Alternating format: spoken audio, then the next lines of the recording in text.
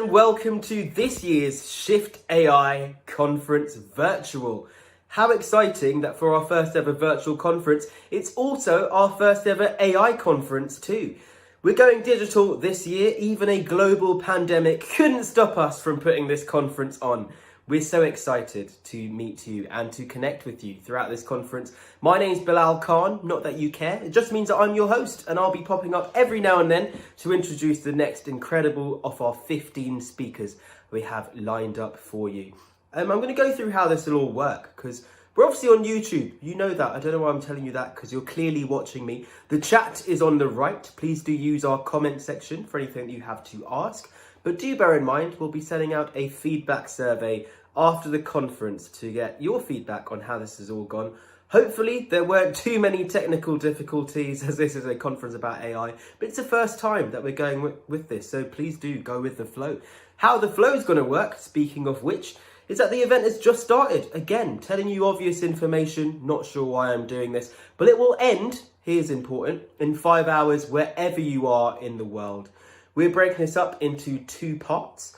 So in about 2 hours time, please do schedule in a break for yourself to grab some coffee, get some fresh air if you're allowed to do that wherever you are. And there'll be about 15 to 20 minutes per talk.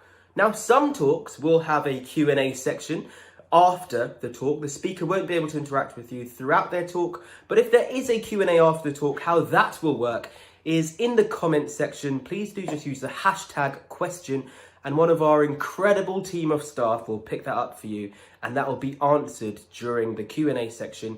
Again, use the hashtag ShiftAI and stay registered with us, stay connected wherever you are. Post things on Instagram, Twitter, we love that. We love to hear from you. But without further ado, you've had enough of me already. Welcome the man who started this all, Ivan Burazin. Thank you, Bilal, and thank you all for joining us at our first ever Artificial Intelligence Conference, Shift AI. This is also our very first virtual conference as well, which you probably know because you're watching this from home.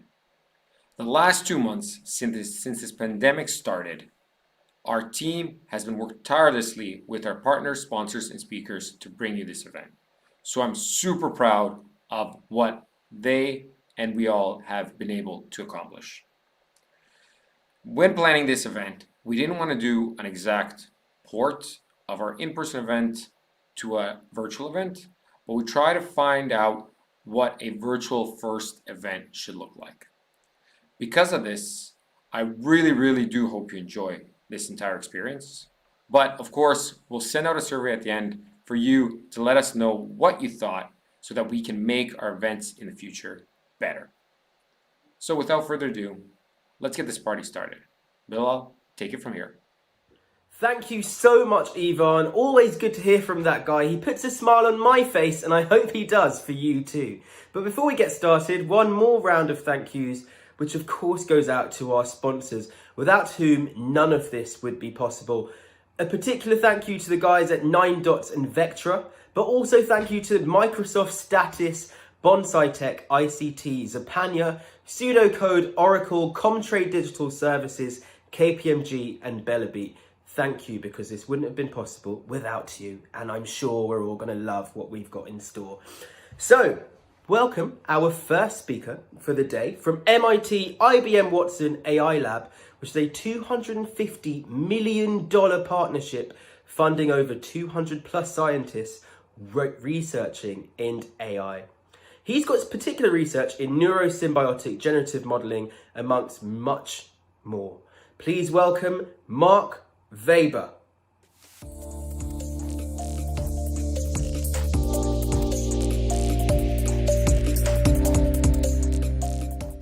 Hi everyone, my name is Mark Weber from the MIT IBM Watson AI Lab. We're a community of scientists from MIT and IBM Research. We conduct core AI research and publish our work in the top technical AI conferences and venues. I play a hybrid role at the lab, conducting some applied research, which I'll share with you today, but mainly leading our business program, where we work with member companies and strategic partners from around the world to bridge our core algorithms to real impact in business and society. Today, I'll be sharing with you our work on graph deep learning, which is led by my colleagues Charles Leiserson at MIT, Jia Chen, and Toyotaro Suzumura from IBM Research. And this is a line of work focused on accelerated and explainable graph deep learning for real-world applications. We have a lot to cover today, so I'll jump right into it. We're going to look at graph convolutional networks as a model architecture. We're going to look at a use case in anti-money laundering. And then we're going to consider, finally, some of our most recent work dealing with evolutionary dynamism, so graphs that are always changing. So first, let's talk about graphs. Imagine trying to reason about something without any context. It's possible, but your understanding will be limited and brittle. That's because relationships between things give us critical information. What's more is that in complex systems, these relationships are always changing. The graphs are always growing. So in mathematics, we can model relational data as graph or as network structures. We have nodes representing entities or instances, edges mapping the relationships between them, and properties characterizing each. You can think about your social network, a supply chain network, a knowledge graph of Wikipedia, or in times of social distancing, the network of interactions throughout which a pandemic might spread. So graphs are really everywhere, but most deep learning to date has really been on Euclidean structured data, audio, images, video. And deep learning on graph structured data lagged for years because the combinatorial complexity and nonlinearity issues involved in graph structures created prohibitively long training times to iterate through experiments and models on graphs of any meaningful size and density. However, it's precisely the information hidden in all that complexity that makes graphs so interesting.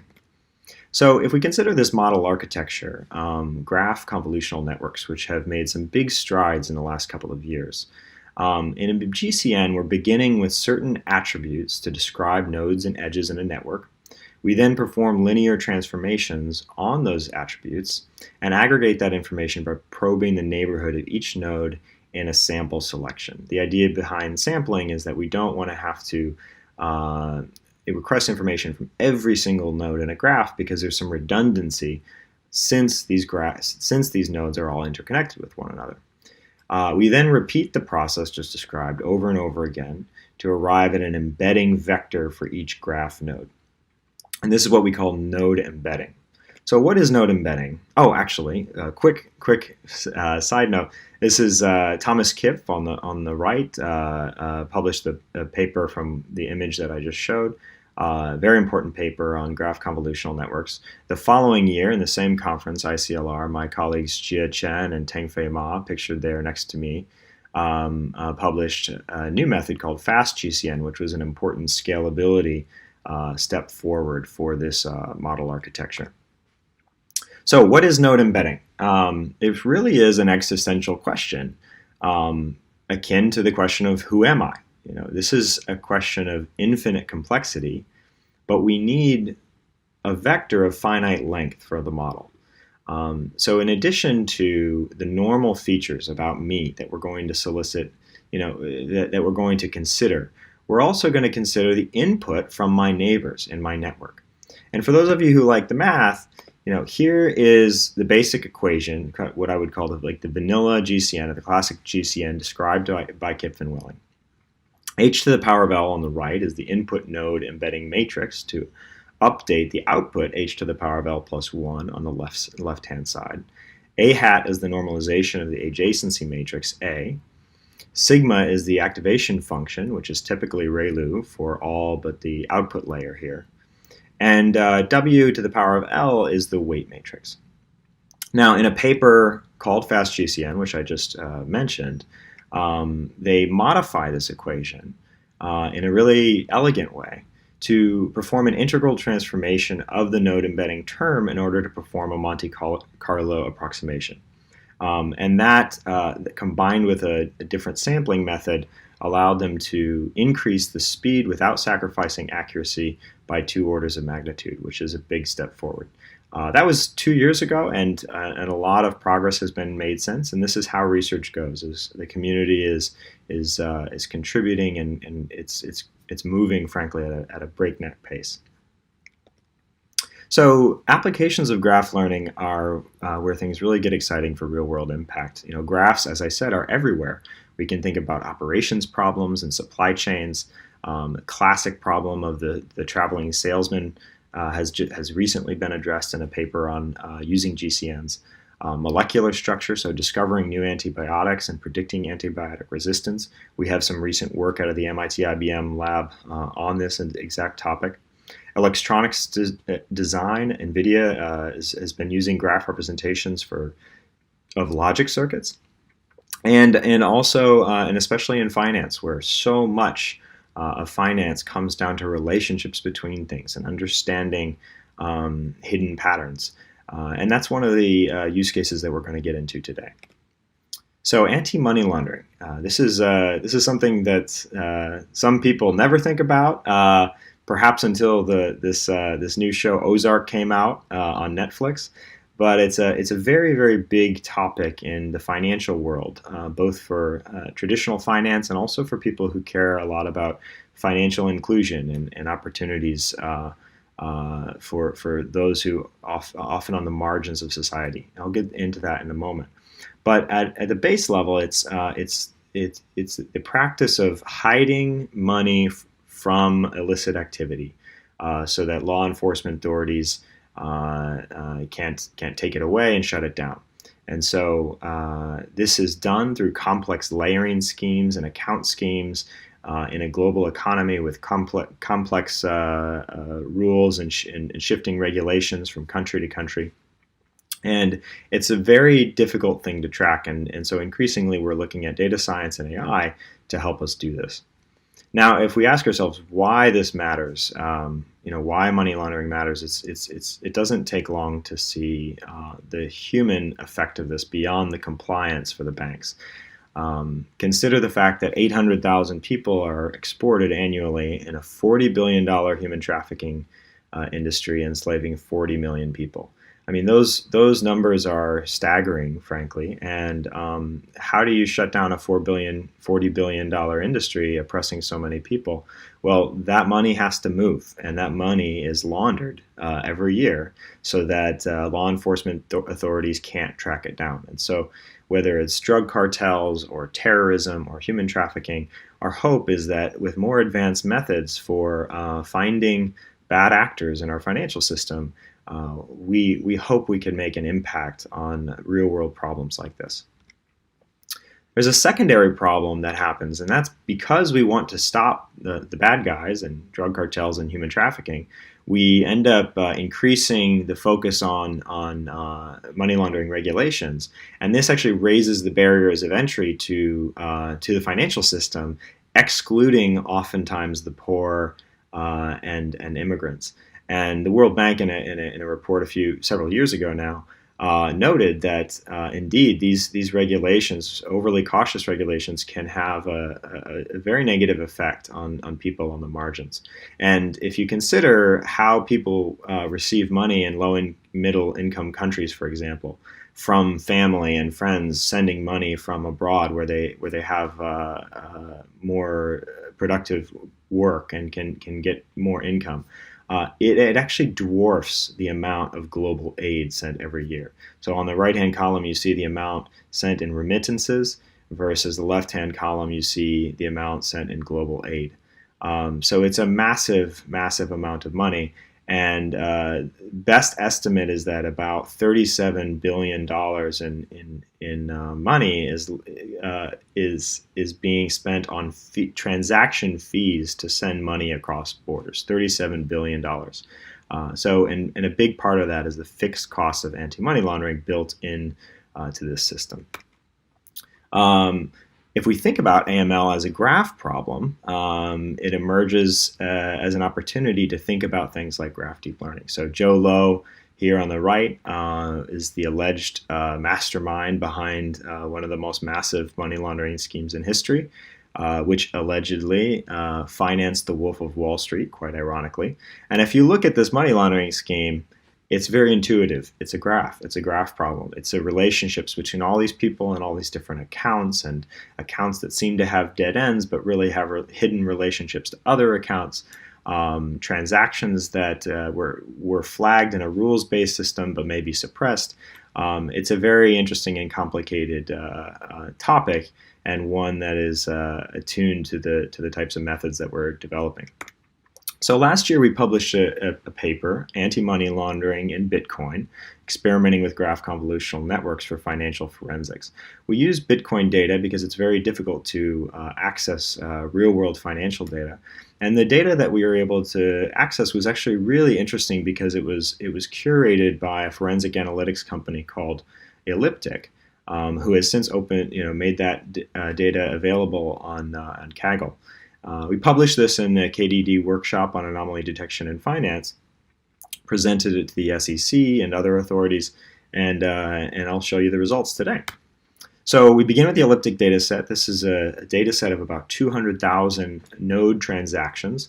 The Bitcoin data set, the way Bitcoin is structured as a system, it made sense to actually model each node, build the graph so that each node is actually a transaction, and the edges map the flow of those transactions through the system. It's an imbalanced data set, meaning only 2% of the node transactions are labeled as illicit. And we'll get into some of the implications of that in the experiments and interpreting results momentarily.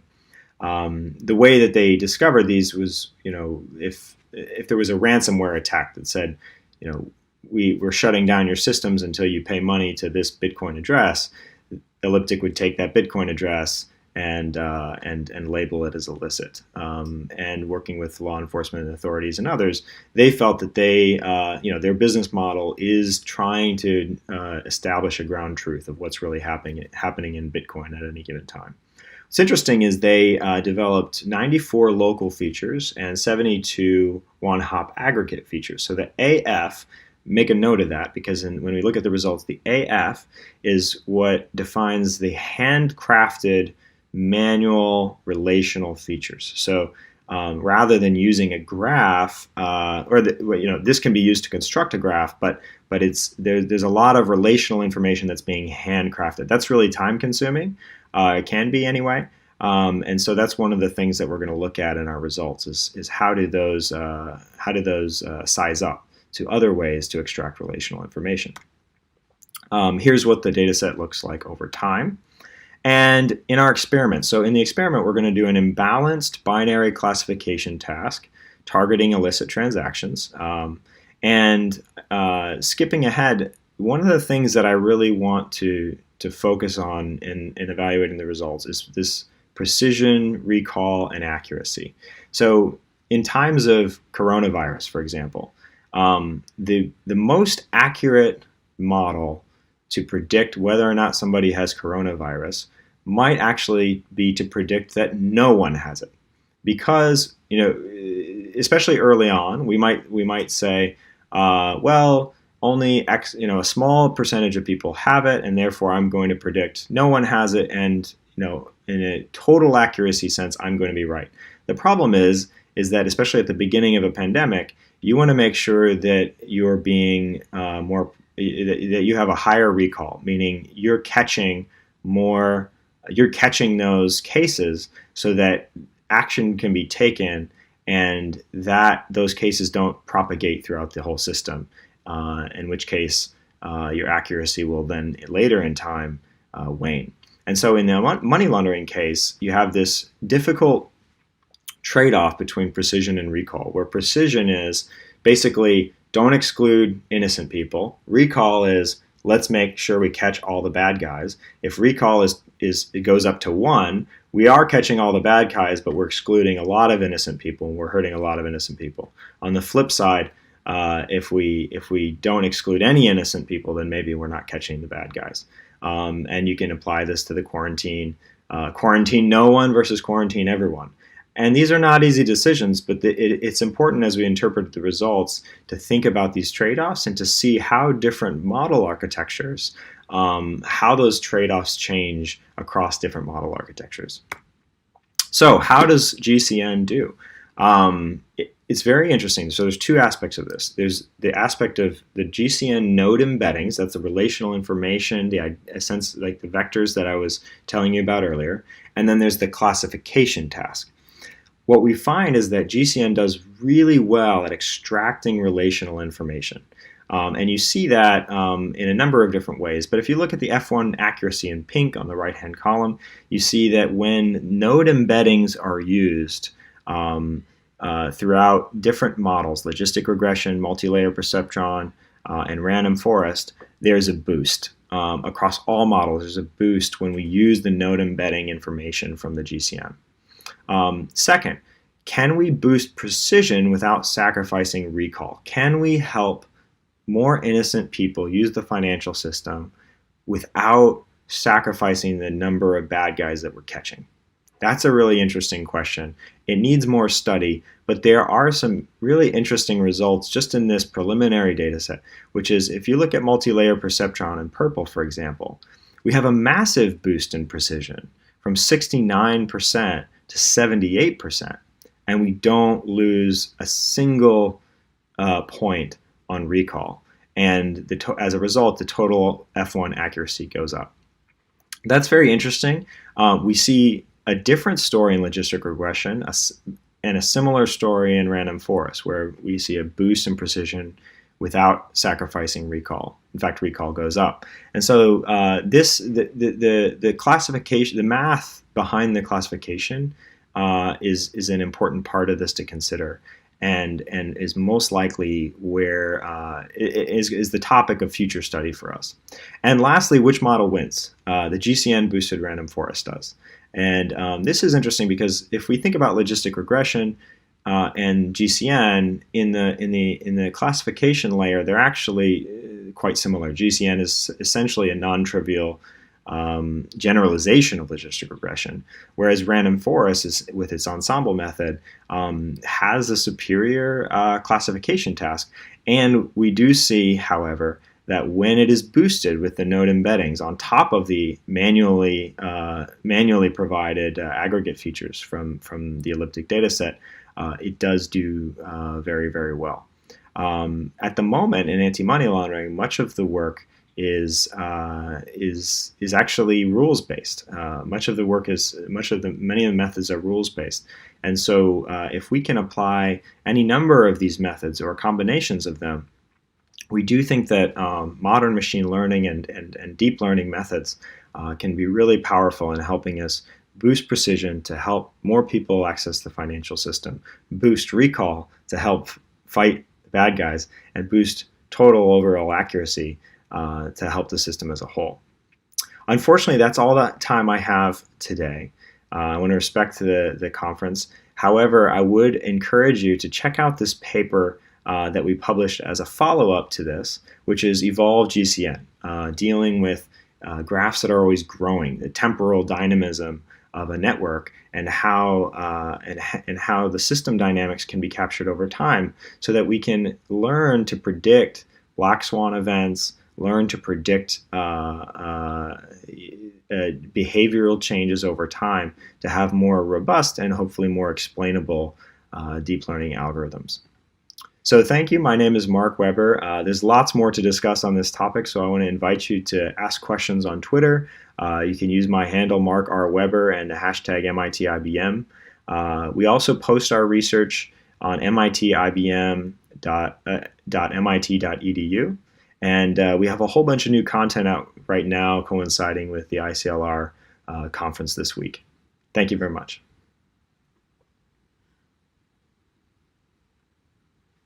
Thank you, Mark. And next up, we have our second speaker, Zlata Viktorov, who's the founder and CTO of Indico Data Solutions, an enterprise AI solution for unstructured content with an emphasis on text and NLP. He's been building machine learning solutions for startups, governments, and Fortune 100 companies for the past 5 years, and is a regular speaker at AI conferences. I'm sure you've seen him before. If not, you're in for a treat. Let's give a huge welcome to our next speaker, Zlata Viktorov.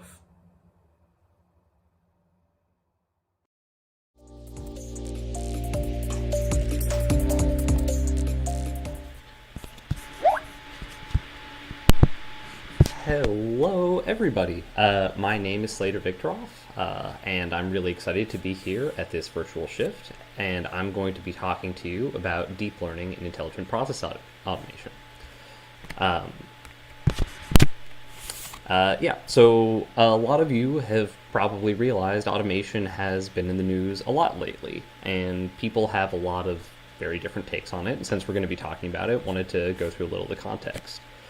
Some people might be familiar with this guy, Andrew Yang, who's a recent U.S. Democratic presidential candidate, making really big waves, at least here in the U.S., by making automation kind of the central thesis of his campaign, saying that automation, and very specifically this upcoming fourth wave, what's being called the fourth industrial revolution, that's a lot of software-based automation, is the central challenge facing, us being kind of the world today.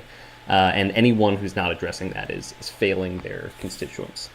At the same time, you've got people like Daniel Kahneman who are saying that actually without the promises of automation, global economies may collapse. And this is something that a lot of people might not be familiar with, but there are a lot of economists out there that have basically modeled that with an aging population, we might not be able to keep sort of the growth of global GDPs in line, which could cause to a lot of really, really big issues with sort of debt inversions.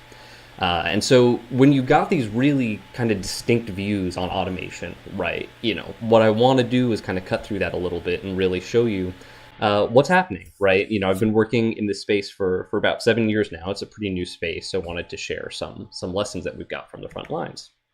So I wanted to start quickly with, why now, right? What about automation has changed so drastically in the last couple of years that has caused this to become sort of a really, really big topic, much more so than it had been until pretty recently.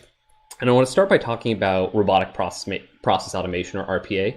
Now, a lot of you have probably heard of RPA previously. This is a really, really big industry. It's kind of exploded recently. A couple of large companies like UiPath, Automation Anywhere, Blue Prism, but kind of countless others. If you're not sort of a finance person, you don't have to worry too much about this chart. All that it's saying is that this is a multi-billion-dollar industry that's growing, upwards of 20% year over year, and is projected to for the next many, many years to come. But what is RPA, if you're not necessarily as familiar with it? This is kind of a quick quote from UiPath, who, as I mentioned previously, is one of the real leaders in this space, one of the largest companies, sort of a recent unicorn. And it's something that is specifically designed to allow sort of non-technical people, right? So this is, if people are familiar with Selenium, it's a kind of similar set of functionality to Selenium, but it's putting that in the hands of a non-technical person and kind of enabling it on the desktop. So to say it another way, right, in RPA, you're going to have sort of a basic set of relatively, robotic processes that you can take, right? You can cut and copy things, you can open up different applications, and what you effectively do is you combine those to put together sort of a larger robotic workflow, right? So for instance, you open up Excel, you copy some values, you put those into, you open up QuickBooks and you put the values in there, right? So that would be an example of something that you might automate with a robotic process. And just some sort of basic terminology, there's sort of a concept of an attended and an unattended. When you've got this full process running, you say you have a bot in production, and you can have an attended bot or an unattended bot. As the name kind of implies, attended is, a person sitting there watching the thing run. It very possibly even might be that the full process isn't automated. So maybe you run one bot, you type some things into an interface, right? You run a second bot, something like that. Unattended, right? It sits in a rack. It just runs. It does its own thing. The vast majority. Sorry, can I switch screens? Oh, yes. Apologies. I had myself on the wrong setting. Hopefully that's a little better, y'all. So you've got this idea of the attended and the unattended bots. The vast majority of all RPA bots today are attended bots. Sorry, it looks like did not. Oh.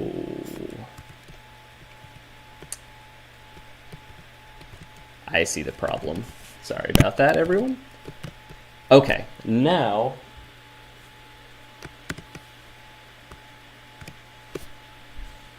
Sorry. For some reason, it will not actually switch over in OBS. Sorry, everyone. I'm trying to get the sizing of these two right, but it won't actually switch over.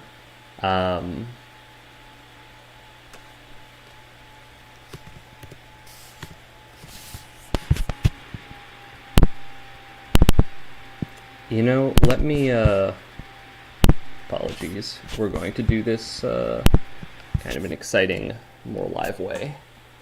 Okay, all right. So it looks like that actually has been successful. Apologies, everyone, for the technical issues, but now hopefully you can see my slides a little bit bigger. This will be a little bit more easy to follow. Right, so as I was kind of saying, RPA has exploded recently, and for these kinds of simpler automation tasks, it's been really, really successful.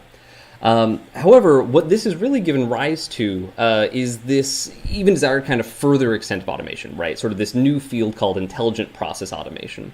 And that's what we really want to talk about today.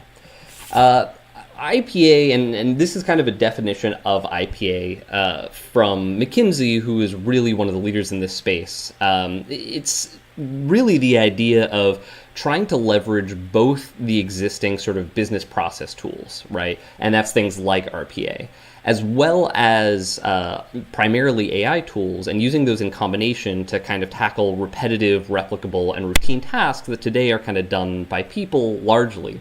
And learn to do them potentially with more consistency or better accuracy, but we'll talk a little bit about exactly how those interact long term. So these are a couple of example use cases if you're still kind of struggling to figure out, okay, you know, what is IPA, what is RPA? These are sort of canonical examples, right? Something like contract review, where it's not just about getting a number from Excel and posting in QuickBooks, right? But there's actually some interpretation that has to happen. That's why this is intelligent process automation as opposed to robotic process automation, as you might gather. You have things like invoice processing, corporate inboxes, where you have to route incoming emails, right? Really anything where you've got a relatively simplistic process that today, you know, surprisingly enough, most of these are done entirely manually, right? Someone looks at every incoming email and figures out who has to respond to that. Or for a form, right, someone brings up a PDF of the form, they manually key in the values for each particular piece. And IPA looks to really automate those types of processes.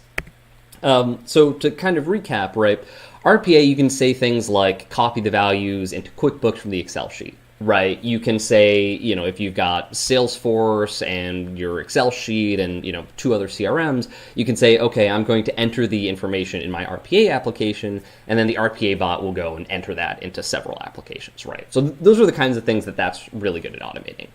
IPA, on the other hand, right, this is anything where you've got some interpretation, some intelligence that's going on in the process, right? So checking the data protections in the contract. You know, you have to read through the contract, you have to parse it, you have to understand what is a data protection, and in a lot of cases actually do some interpretation of that in your model. Or check that all of the documents in a loan approval are in good order, right? So when you look at a loan and when someone applies for a loan and when they get potentially subsequent approval, there's a whole set of documents, and it actually is kind of very related to the anti-money laundering that Weber was actually talking about in the presentation earlier. You have to check that all of the documents kind of agree with each other, right? When someone sends in a pay stub and sends an application that says how much money they're earning and also sends in some ID, right? You have to check that those are actually all for the same person, right? And when you look at a standard loan, right, I mean, there may be dozens of pieces of documentation, and the process of just checking that all of those match, you know, it's slow and it's actually kind of surprisingly error prone. And when we wonder, you know, like, why is IPA so interesting, right? If we look at the kind of successful automation initiatives out there, right? So the entire world, you know, RPA and IPA use cases, who's actually getting into production and who's actually getting sort of a lot of value from these. We see that folks using sort of this IPA strategy, and again, that's kind of really, really heavily ML-based techniques here, and natural language processing in particular for reasons that you'll see in just a second. they're actually twice as successful as kind of more typical automation initiatives. So while IPA is still relatively nascent, right, it's still kind of a new space that's not nearly the size of RPA in terms of the full automation landscape. It's growing very, very quickly, and especially kind of top organizations that have been a lot more successful in automation are investing in this kind of disproportionately. McKinsey calls, IPA specifically, right, and sort of this broader push, the automation imperative, right? And for folks that have been spending a lot of time in enterprise software, certainly in the last couple of years, you've seen automation centers of excellence show up, across the entire Fortune 500, right? And truly, this has gone through sort of a really, really categoric sea shift. But I think what people, what's not necessarily as obvious is that there is this disproportionate focus on sort of these machine learning driven process automations. So now we'll talk a little bit about kind of the lessons learned from the field, right? Practically what's the reality of this space, right? What's hype and what's kind of actually going on. So the first thing that I want to talk about is the modeling of this, right? And when we talk about intelligently automating a process, like I said, these are typically deep learning models. But when you look at what is even, a pretty simple problem here, right? Let's say I want to kind of extract this $5 number, right? That's a really kind of classic IPA use case. The problem is that I've got all sorts of visual structure here, right? I have to understand that this basic, right, this 504 doesn't just apply to that, but there's also this header for basic, right? I have to understand not just that this read order, right, I have to go December 28th, 2019. I can't just read this through like a line, right? That would be December 28th, December 29th, earnings per share 2019, 2018. But that issue of read order is actually really, really tough. And you can kind of recognize that it's very hard for a computer to automatically figure that out.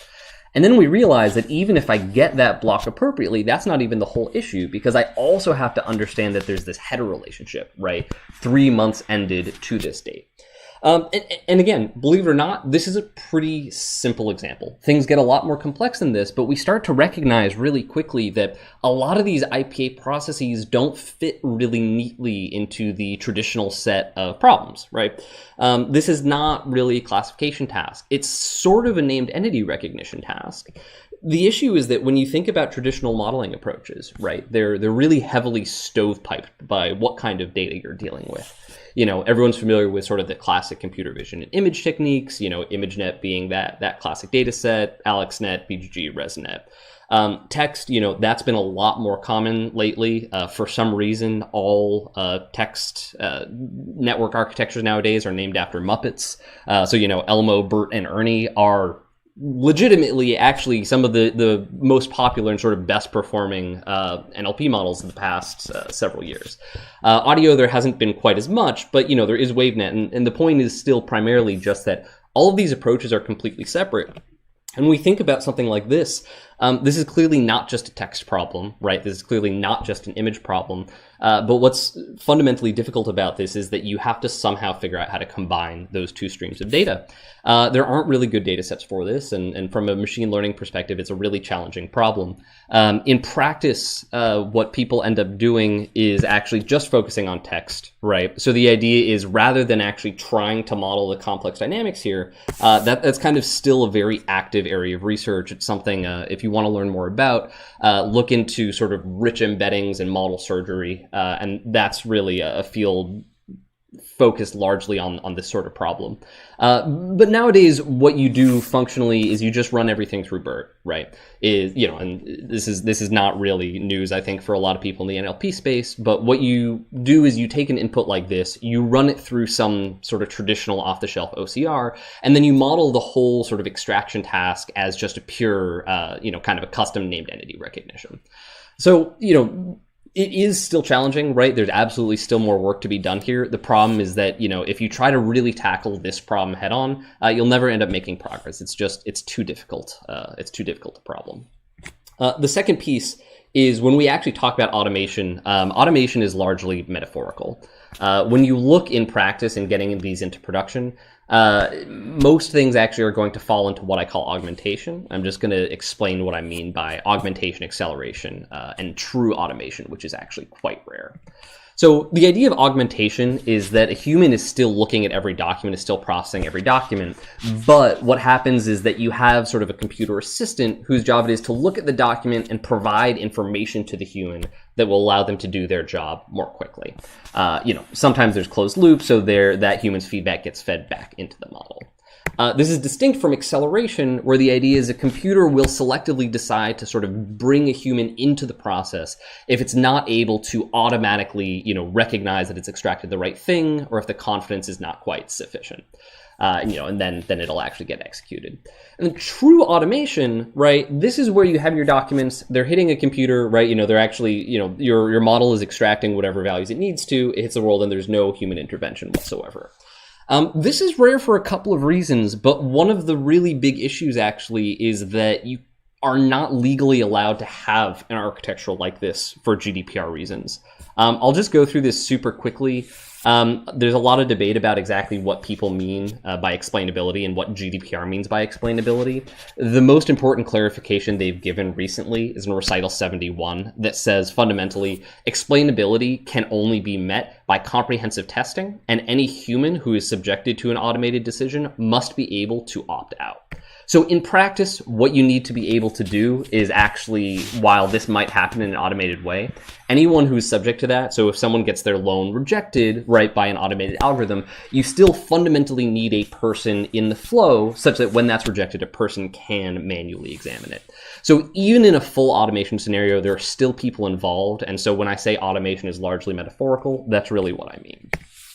The final and maybe the most important lesson that I want to touch on is that the existing process is often assumed to be really, really good. But as we've kind of realized, these are heavily biased processes, right? They're ones that for some reason, when you want to automate a solution, it's very important that you measure it. But for whatever reason, when it comes to only, a pure human solution, no one really does decide to measure it.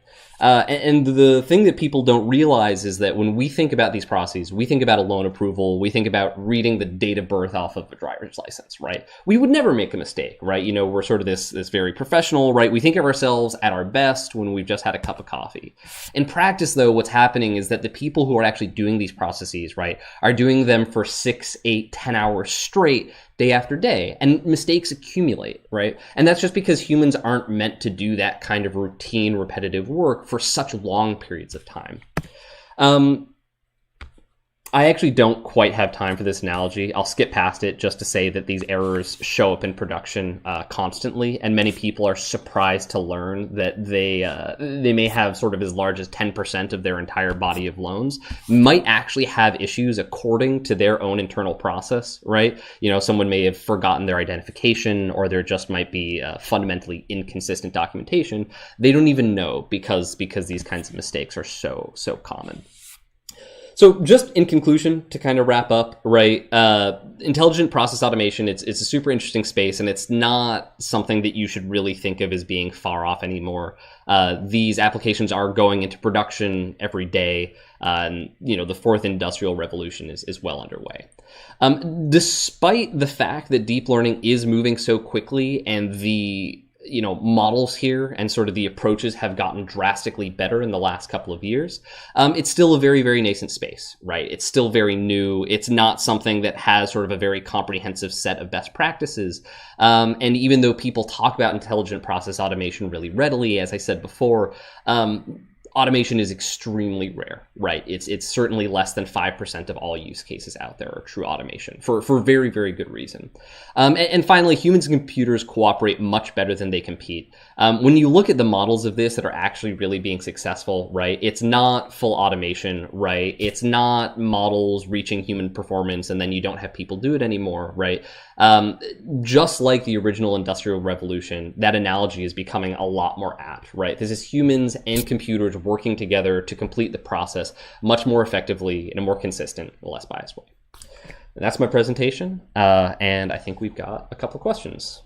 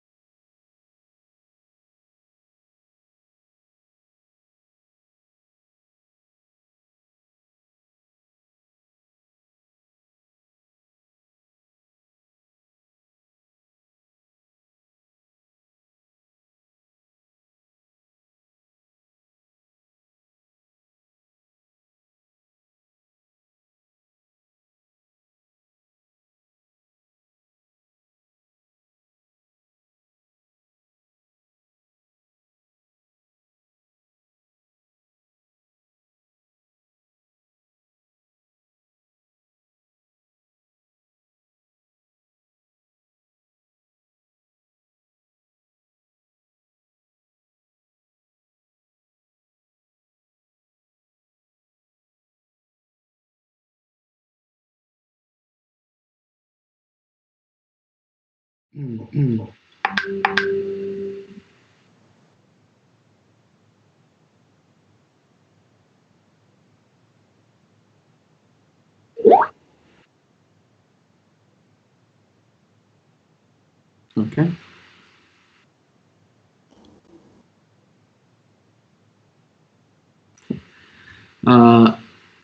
Hi guys, I'm Jan Brezak Brkan, the founder of Netocrats, and I'll be hosting our current speaker. And we have a couple of questions that should be actually very, very interesting. So let's get started. Actually, let me start with one of the questions from the audience, with Amir Tabakovic asking, because of the IPA automation GDPR expandability problem, is it only due to the fact that you are using a black box model? So what about white box models, for example, decision trees? Yeah, so this is actually a really, really excellent question for a couple of reasons. And I think the first is sort of the assertion that these deep learning models are black box models, right? And what I'd just like to start by coming out with is it's a common perception, but it's not actually true. One of the things that's actually really interesting is that the set of tools that we've kind of developed to explore these deep learning models in the past couple of years have become incredibly, incredibly rich. In fact, to the point where they're not just comparable in terms of explainability to something like a random forest model, but actually offer much deeper sort of levels of explainability. So that's kind of step one, right? Is that this sort of black box, white box distinction, in practice, it's a little false, and sort of the explainability ability just with things like feature visualizations and deep learning models have come a long way. The second piece is that actually it's very, very important. GDPR makes no distinction between those two. And that's actually a really interesting point that GDPR has taken on explainability. And I think one of the most counterintuitive things is that GDPR kind of rejects the concept of a white box model completely. A super quick anecdote here. If anyone remembers the Amazon resume reviewer, basically what happened, Amazon built an AI that reviewed resumes coming in, decided whether they would get an interview or not. They had a big issue because it turns out that it was biased, and it basically, like if you went to an all-women's college or something, it basically just rejected you outright for bad reasons. Now, what a lot of people don't realize is that before Amazon kind of went public and rolled that program back, they spent about 18 months attempting to ensure something that was unbiased at an algorithmic level, right? And this is Amazon, right? This is the top PhDs from around the world spending all of their time trying to fix this problem. Their conclusion at the end of 18 months was that it was not possible to fix the problem in that way. And that's one of the big case studies that's kind of led to the GDPR Recital 71 saying, look, it does not matter what kind of model that you are using. You must show explainability by measuring it in sort of this black box way, right? No assertions you make about model architecture are sufficient for asserting that there isn't bias in your model, for instance, and that's one of the key explainability requirements. Only empirical results suffice. So again, it's a very, very interesting approach. A lot of people did not expect that that's where GDPR would come out on it, but that is kind of the current state of things. Awesome. Thank you. And thank you to Amir for asking the question. Another question we have from Theodoros Galanos is, how does risk mitigation fit into IPA? Are companies, from your experience at least, comfortable with it, especially regarding legal issues, regulatory issues, etc.? Great question. Yeah, so we talked about the legal issues a bit, so maybe I'll focus a little bit less on that, and I'll focus more on kind of risk mitigation more broadly, right? Because it is really, really critical. So that is one of the things that we didn't talk about so much in the presentation, is sort of this idea of catastrophic failure in sort of an intelligent process automation scenario. The classic example is an invoice comes in, I'm not sure if there's a decimal place or not, and so I accidentally pay someone 100 times much money as I should, right? There are, it's absolutely very, very important, right? So that's the number one thing that you really want to be thinking out in production, right? Is what's the worst possible thing that could happen in this process if something goes wrong, right? The best approach that people really have to risk mitigation today, and actually one of the really key indicators of something is a good IPA use case or not, is this idea of verifiability. So you can think about an invoice. it's very easy to get one value in an invoice wrong, right? But there are things that we know should be true about an invoice, right? Like the VAT and the subtotal should add to the total, right? And just some very, very basic logic there, right? That we're kind of implicitly doing as people, right? That just the computer doesn't know that it should be checking. And actually, the best IPA use cases are ones where you have these verifiability rules that you can add, right? Where maybe the same value is supposed to show up in multiple places in a document, so you can use that as this internal reference. And today, at least, that's definitely the most effective risk mitigation strategy. I would say from a compliance perspective, it's less of an issue only because, as I mentioned, the processes today are not perfect. Right.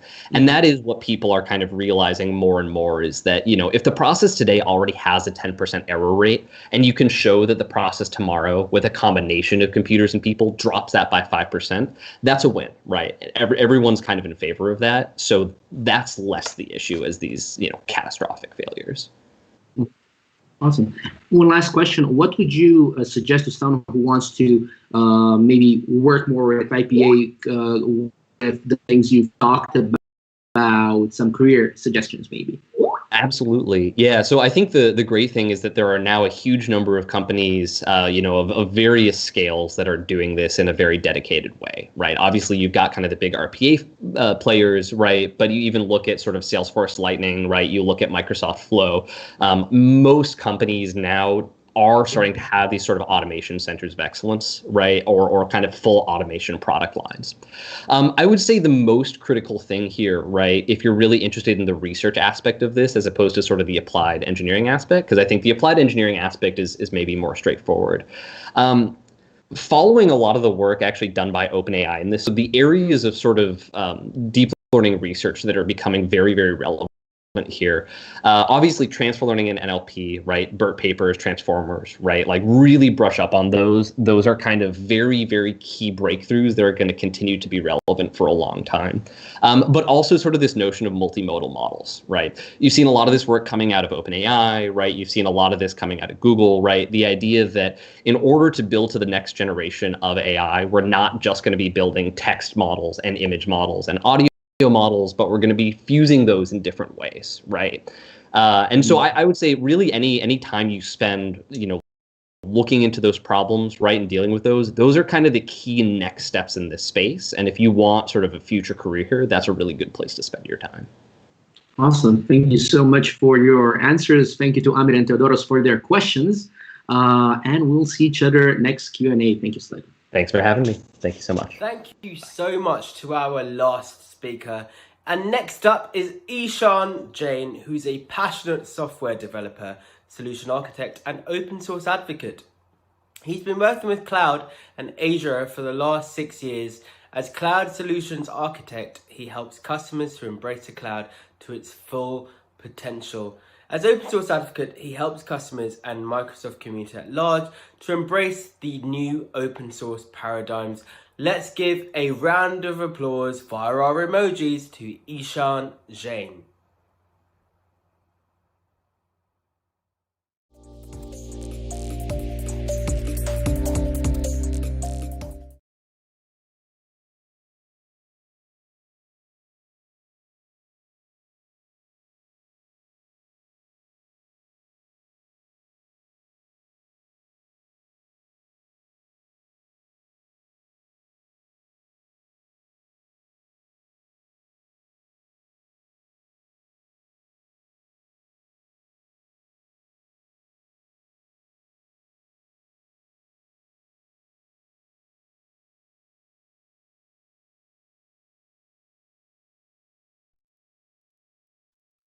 One of the most common things we use today is password. What is a password? If you really think about it, password is just a piece of code that you need to remember and helps you to verify that you are who you say you are. We use passwords today to log into the computer, the phone, the web, literally everywhere. And managing and remembering passwords can be hard. At least it's hard, really hard for me. But if I say that you can use your own voice as a login method, Similar to how fingerprint reader works on your phone to unlock the phone, or how face unlock works on your phone to unlock the phone. And similar to fingerprints and face, each and every person has their own voice print. If you think about what is happening today in the world right now, the remote work has become a necessity. And with that, remote authentication. Just think about it. Be able to authenticate with voice via the phone. Let's say you need to talk to your bank manager and they need to verify who you are. And you just speak a phrase and ta-da, they know you are you. And if we go a bit, like my natural state is I like to be lazy. And I like to do stuff that takes less effort. But I feel like typing takes a lot more effort than talking. So don't type your passwords, speak them. I'm a cloud solution architect at Microsoft. My day job involves helping my customers with their cloud journey. At Microsoft, I have worked with multiple workloads, but today I'm focusing mainly on data and AI space. I'm also an open source champion, advocate, evangelist, both within the Microsoft and outside the company with the open source community at large. In the evening, I try to hack. It can be a simple CSS project or an advanced AI project. I'm not going to bore you with the details about what Microsoft is or what Azure is, because you probably know what Microsoft is and what Microsoft does. And you probably also know what Azure is. But just to keep it simple and to give a bit of reference, I will just summarize it to Azure is the cloud platform Microsoft offers, and Microsoft is the company that makes Windows and Office. Simple. However, I am going to talk about Azure Cognitive Services, and particularly about Azure Speech Recognition API. Today, Azure offers over 600 services, and a suite of these services is called Cognitive Services. Cognitive Services contains a set of AI services which are pre-built AI models by Microsoft, which you can consume by just a simple API. Some of these AI models are Speech API, Vision API, Search API, Language API, or Decision API. Microsoft also leverages these services internally in other Microsoft products. For example, if you ever used Cortana, it uses Speech API to actually translate what you're saying to text that Cortana can understand. Similarly, Bing uses Search API, or Bing Translate uses Language API.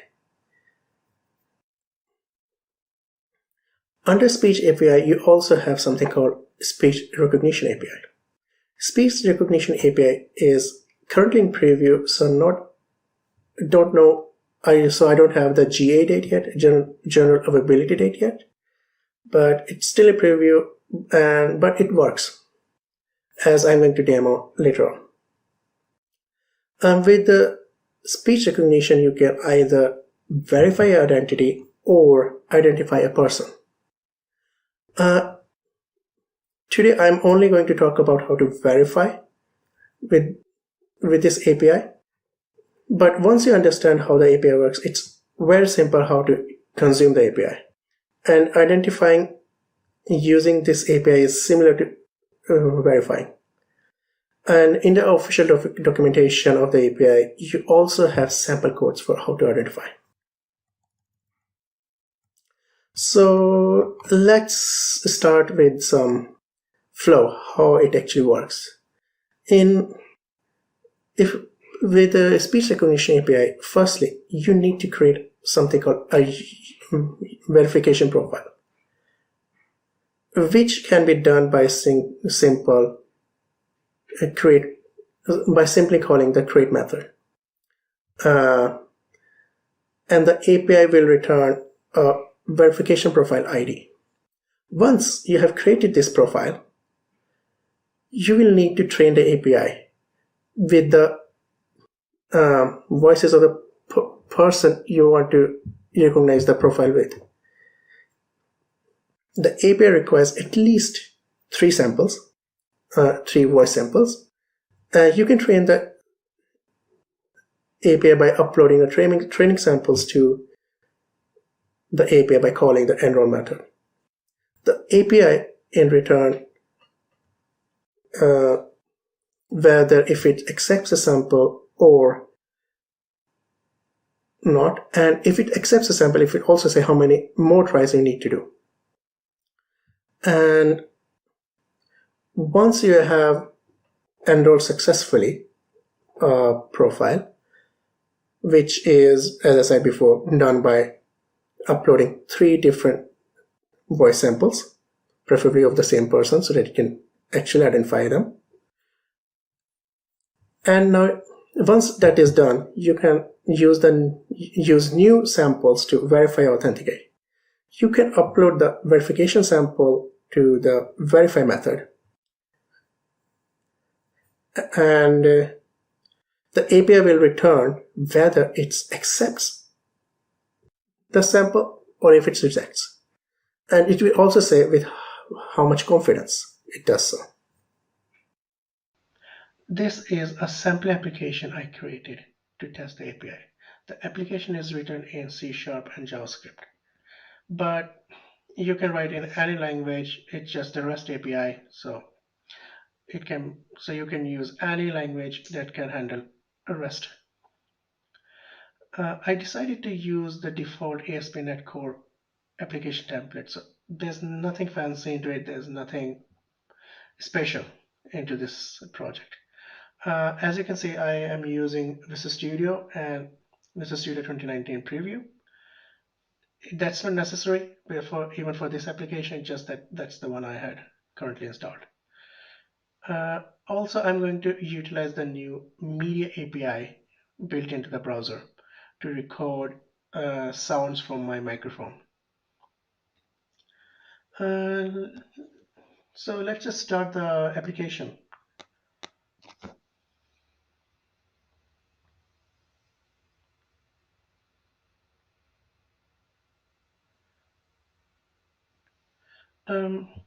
I think the best way is to actually look at the users to start with.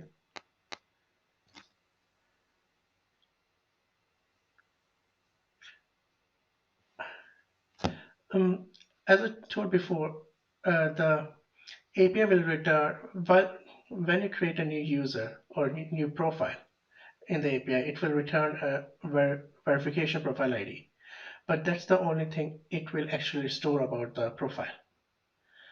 So if you want to have any other attributes like I'm using here, email or username, you will have to have a separate database to store that. And that's what I'm using. I'm using a separate MS SQL database to store these 2 attributes. So let's start with create a new user.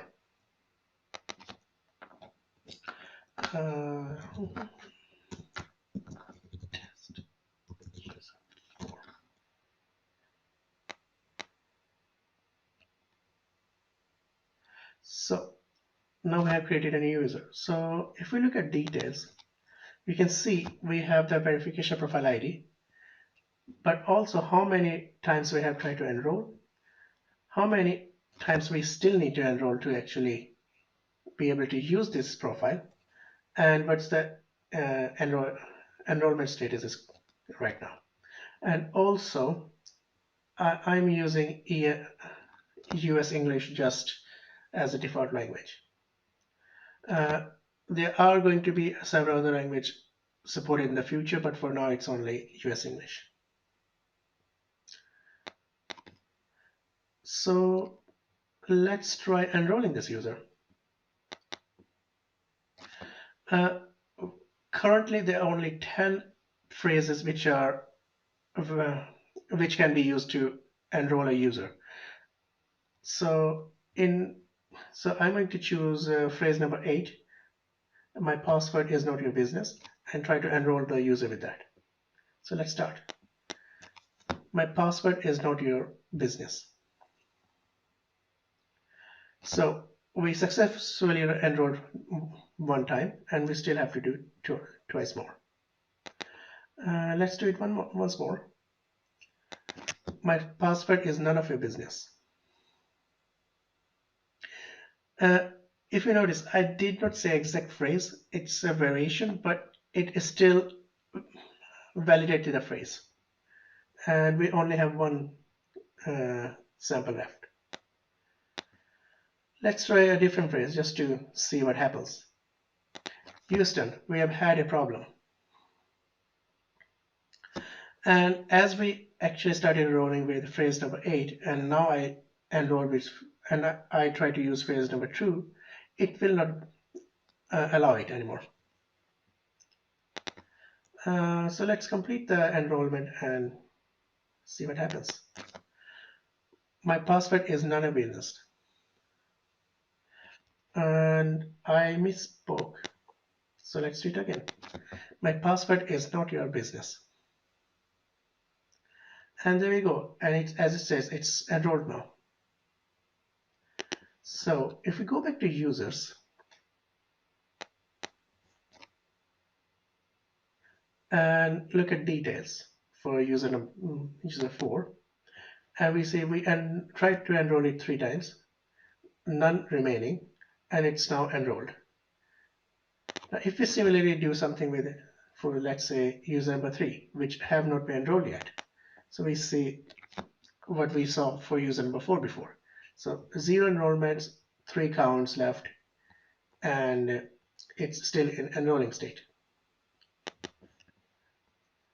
So now that we have enrolled user number 4, so we can use it to actually verify it now.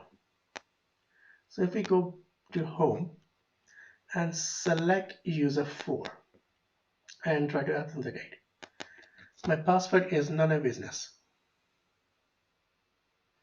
And even though I did not say the exact phrase, it still has a high confidence and accepts the phrase.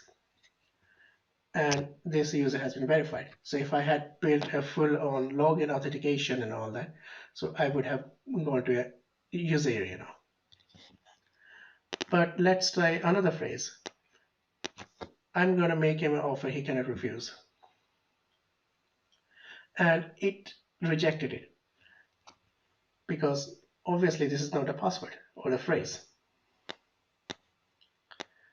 And let's do user number 1 and try to authenticate it.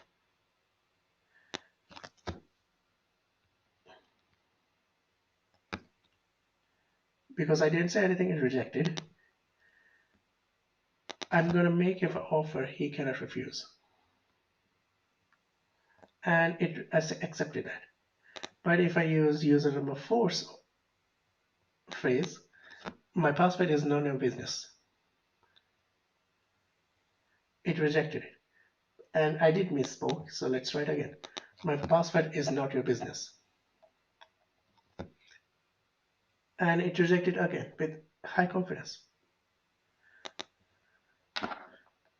Now let's take a look at how I actually created the backend code for this. Let's stop this. And I have divided the project into, or the solution into 2 projects. One is the web project, speed verification, and one is a wrapper API for the API. So it has 2 services and another wrapper for your bog standard HTTP client. And this is just so that I don't need to write the base address, the accepting header, the API key, and the API prefix each and every time I want to make a call. I just implemented 3 methods: post, get, and delete. That's what the API is using currently. And if we look at the profile services, I'm using the API client, and it actually makes calls much cleaner now. And I implemented, as per documentation, create, enroll, get all, and delete. If we look at enroll, as you can see, we are receiving an audio file, and then we are actually sending the audio file as multi-part form data in the post request. And if we go to verification service, it's a similar story here. The verify is very similar to how the enroll is written in the profile service. And then we have the web project, which is your bog standard ASP.NET Core project. Nothing fancy, nothing special to it. The only thing I wrote was couple of methods and a new controller, user controller. As you saw, the user index page where it listed all the users, where we could create the users, we could see the details, and the enroll page. If we go in there, so it's just bog standard, nothing special, utilizing the service. It is, in this case, the profile service. And if you go to home controller, again, nothing special. It is actually very basic, but it is scaffold from the beginning. So these are the only changes where I actually make, okay, you're going to verify it by uploading a file. That's it. In the words of Porky the Pig, that's all, folks. That's all I had to show. And if you want to get hold of the sample code, it's hosted on GitHub. If you want to look at the documentation, the links are in the presentation. And if you want to contact me or get in touch with me, you have my blog or LinkedIn profile here. Thank you.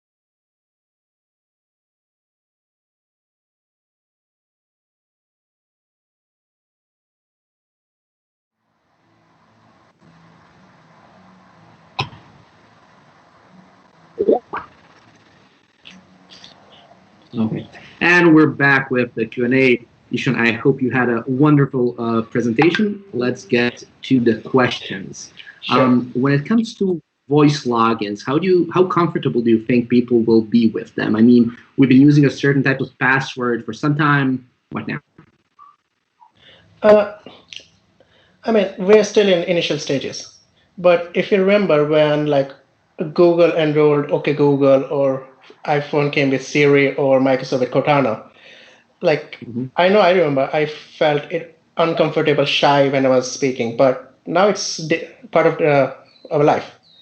And I'm imagining in the future, and similar to like fingerprint or face unlock, there's going to be a resistance before voice login become mainstream. But I feel confident that with the time, where the industry is putting into this, we will have a very robust system. Like today, as I demonstrated, we are just using a simple phrases. That's because, as I said, the technology is still in preview. So we're just previewing what we can do, and giving developers opportunity to actually start developing before it becomes live. Cool. Thanks. And we have one question from our viewers from a Vivint Record.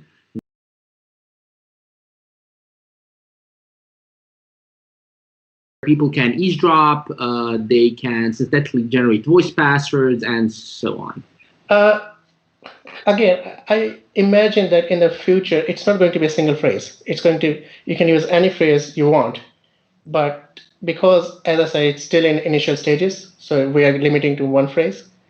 But in future, I'm imagining that it's going to be multiple phrases, and it's going to be not the phrase that matters, but how we speak. Okay. And as I explained in the presentation, like each and every person, similar to face or fingerprints, have their own voice imprints. Cool. Awesome. Thank you to Ambivalent Record for the question. And Ishan, thank you for answering our questions. On with the program. Thank you. Thank you. Thank you again for that. And our next speaker, moving along, is the CEO and co-founder of Bonsai Tech, a small AI startup that uses AI to learn from people, augmenting their abilities in everyday work and finding new ways to get rid of boring jobs. Let's hope you're not trying to get rid of mine. Let's welcome our next speaker, Slaven Mishak.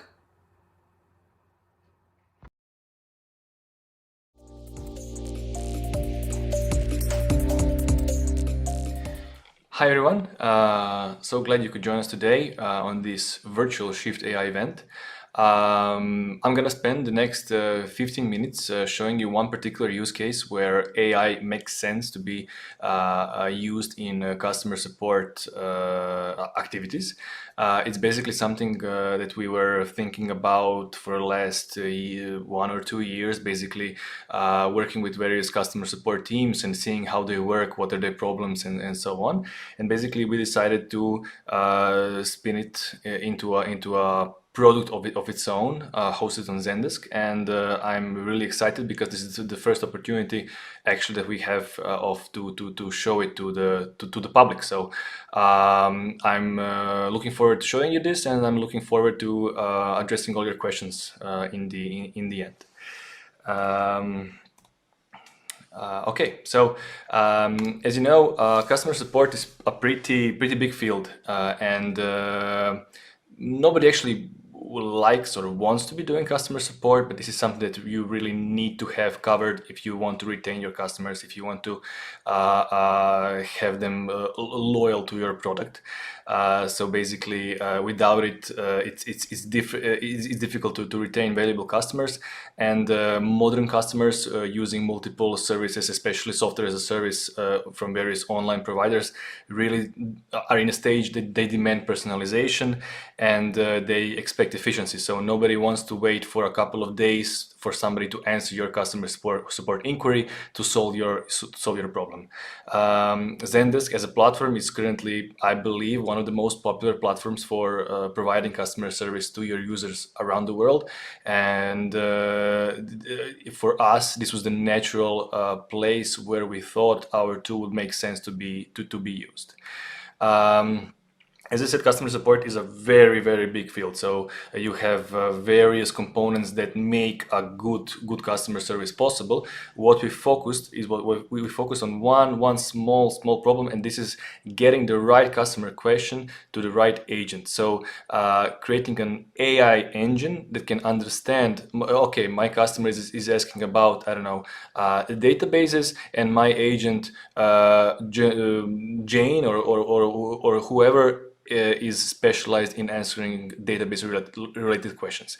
And actually this is the one small issue that we are solving with a solution, Ticketflip.ai, but I'll come to that later. So currently, when you're providing customer support, you have an incoming inbox that's constantly getting receiving new tickets. And basically, a new customer is opening up and saying, okay, something is wrong with your service, or I need help, or can I get a refund, or blah, blah, blah, something. And it comes into your bucket of all questions from your users. And then somebody from your support team probably has to go through every question and say, okay, this is a question regarding, I don't know, front end or back end, this is a bug, this is a financial type of question, and so on. And they have to route it to some other member of the team that's actually specialized in answering those kinds of tickets. A couple of problems arise there. First of all, tickets wait in a queue until they are sorted and assigned to a particular agent.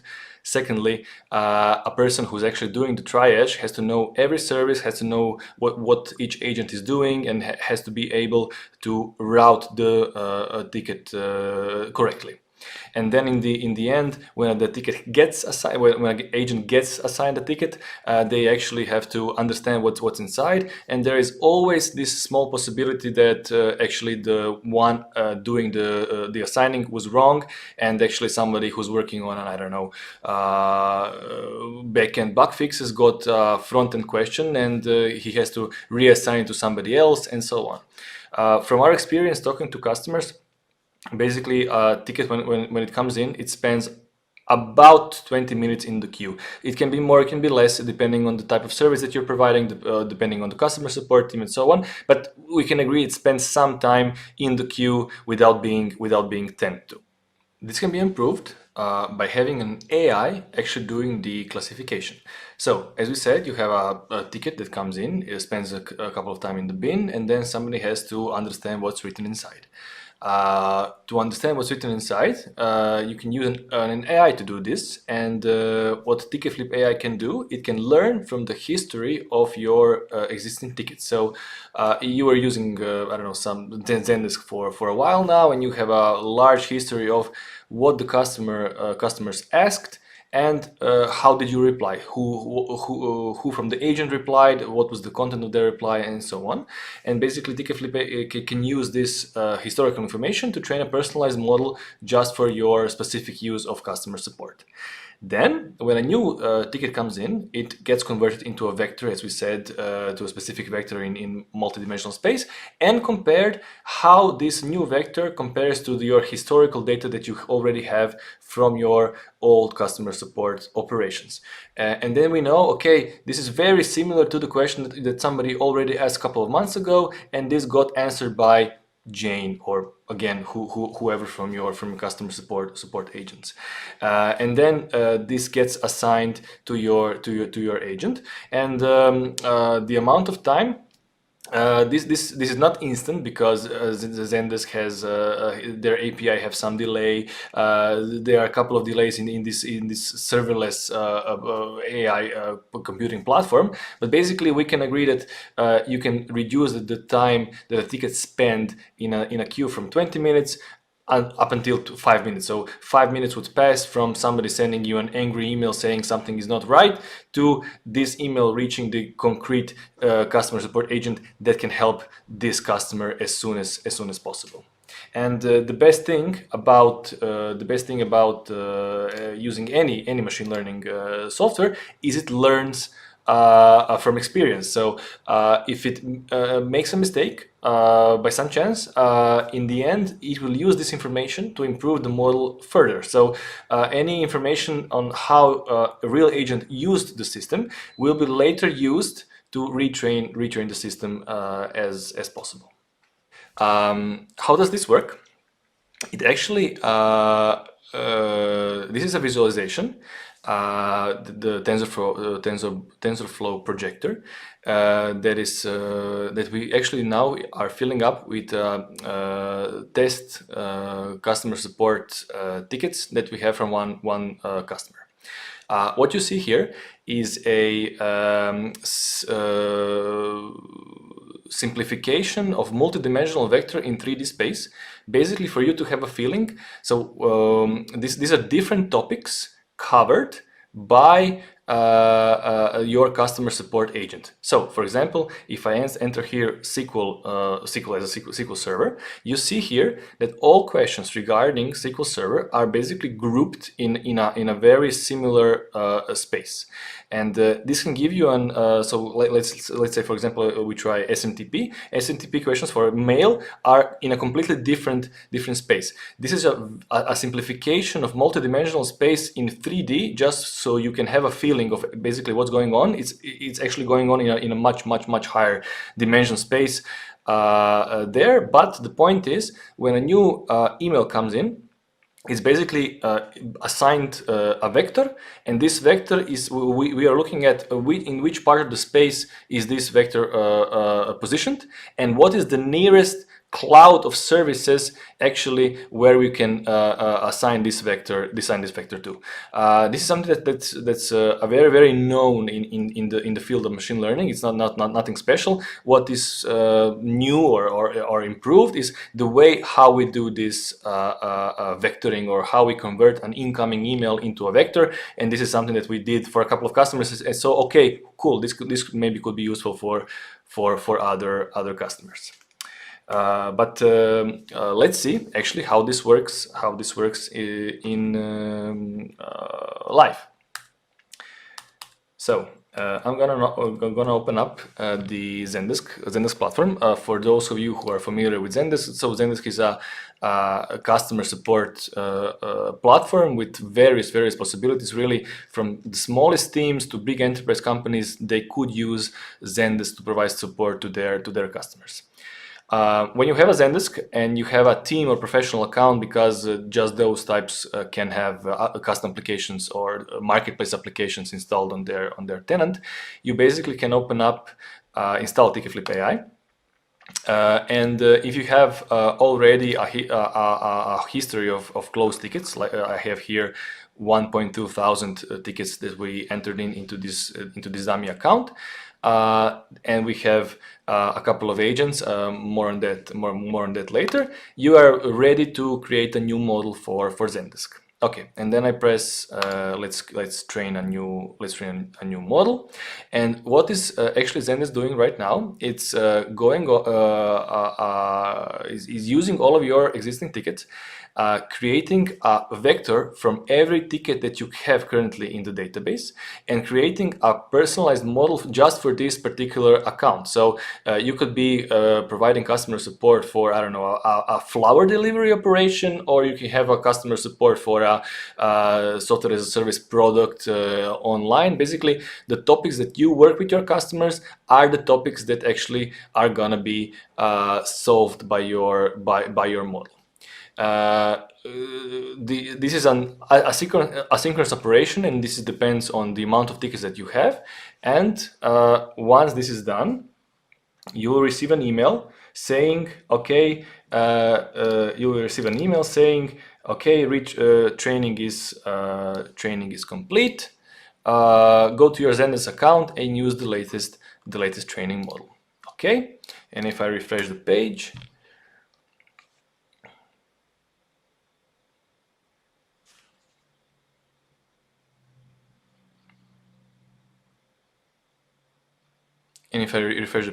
you see that we currently have a model that currently has an accuracy of around 63%. So of the tickets, 63% were assigned correctly, and 37% were assigned incorrectly. You have a couple of options how you can choose to run your model. So you can set up a threshold to be loose. Loose means assign every ticket. You don't care if it's not 100% correct. You just assign it to an agent. If it's wrong, this agent will return it and assign to somebody else. You can play around. You can say do it moderately. So you give the model the ability to say for some tickets, okay, I don't know what this is, and just leave it unassigned. So some from your human agents would assign it. Or you can say, okay, I want this to be really correct. And then you have an accuracy of 90%, but you assign only about 15% of the tickets with 1% of the errors, but you leave a lot of the tickets unassigned. Let's say I'm okay with a moderate style of providing my customer support. I'm okay with a couple of tickets ending up at wrong agents, so they can reassign it, and I can say apply and activate the model. What has now happened? The model is actually now running for my tenant.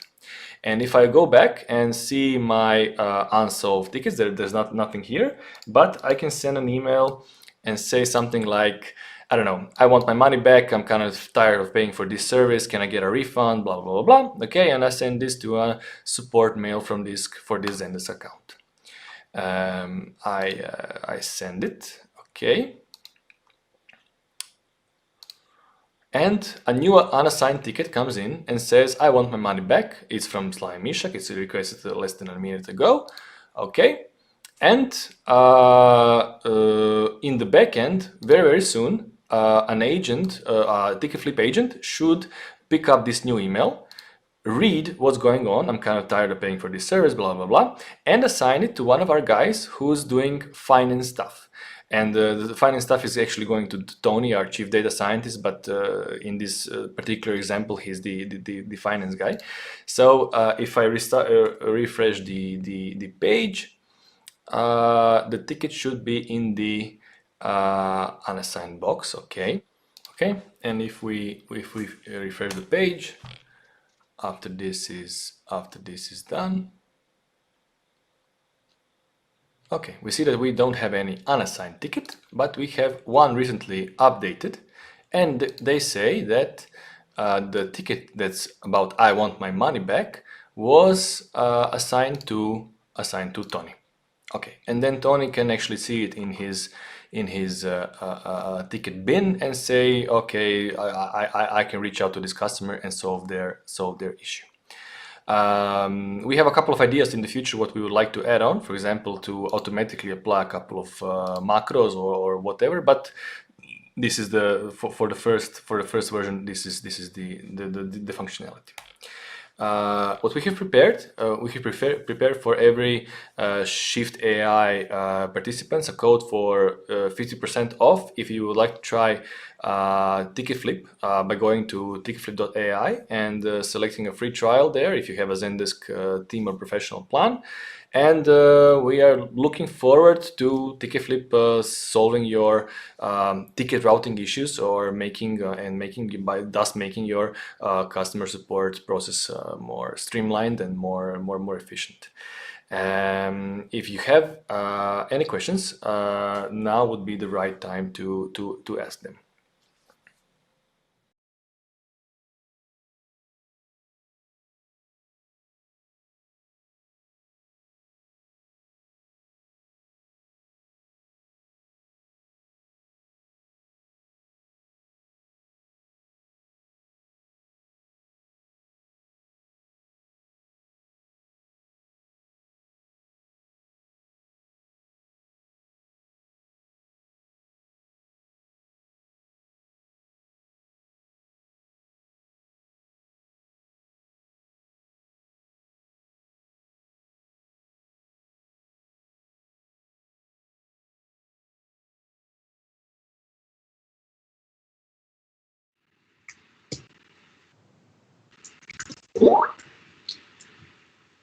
Hi, Slaven, for your Q&A.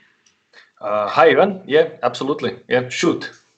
Awesome. Let's go. So first, one question of mine. So a lot of customers have been very annoyed by automation when it comes to customer support because of generic answers and similar issues. How do you think AI can help with that, just in terms of hindering annoyance? I know a couple of agents also annoyed by the question receiving. So it kind of goes both ways. But basically, the point of AI is actually it gives you a bit more possibilities on how to react to your customers. So the point is for you not to have a strict rule set how to answer some cookbook. If a customer asks this, answer this, and so on. But it can actually understand a bit more about the context. And actually, what you saw in the lecture was actually just the first step. The second step is actually once you classify a ticket, for you to extract some information to actually solve an issue, for example, for this customer, without answering some stupid question. If you have an idea how to solve it, just solve it and say to the customer, okay, your problem is solved, without needing to engage an agent from the other side. Mm-hmm. Okay, so we have a couple of very specific questions from Ivan Zidov and Milena Shoshic. Does the system work only in English, or can it also be multilingual? Do you support multiple languages? Currently, the system works in just in English because we were thinking about the benefits of using a deeper model against using a simpler model, but more efficient one.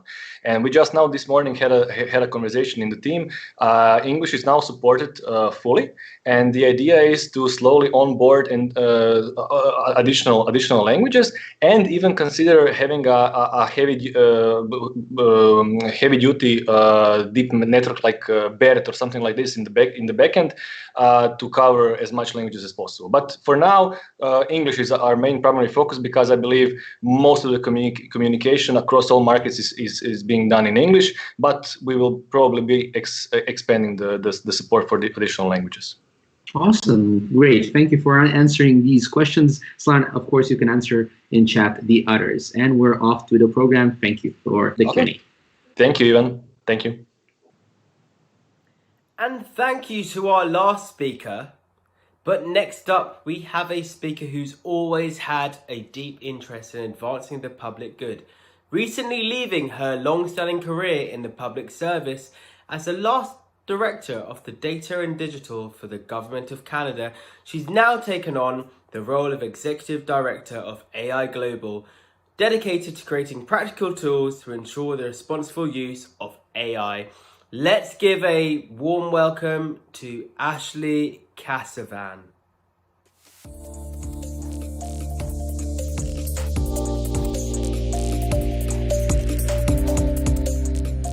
Hi everyone, I'm Ashley Casavan. I'm the Executive Director of a nonprofit called AI Global, and we're dedicated to building practical tools to support the responsible implementation of AI.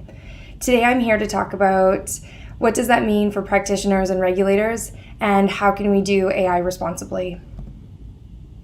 So at AI Global, we were founded about 3 years ago now, and we're really concerned with the implications of this growing field of AI. And when we think about AI, we really think about it in the biggest and broadest sense, recognizing that it's really important to do technology responsibly either way, independent of whether there's learning components in the systems or otherwise. That said, we know that there are significant differences when it comes to these types of tools, so we are really trying to think about what those implications are and who's it impacting the most. That's why we have such a significant and diverse group within our board, both of members and advisors. We really strive to understand how we can build different types of applications or systems that are helping to support what people need when they're going about their work. And the reason why I was really interested in joining AI Global as its executive director was because I started doing this work for the Government of Canada, thinking through what different types of policies need to exist to support the different people that are building and using AI tools and systems within the government. And one of the things that I realized when in that role is that we can create these broad overarching policies and based on best practices and principles.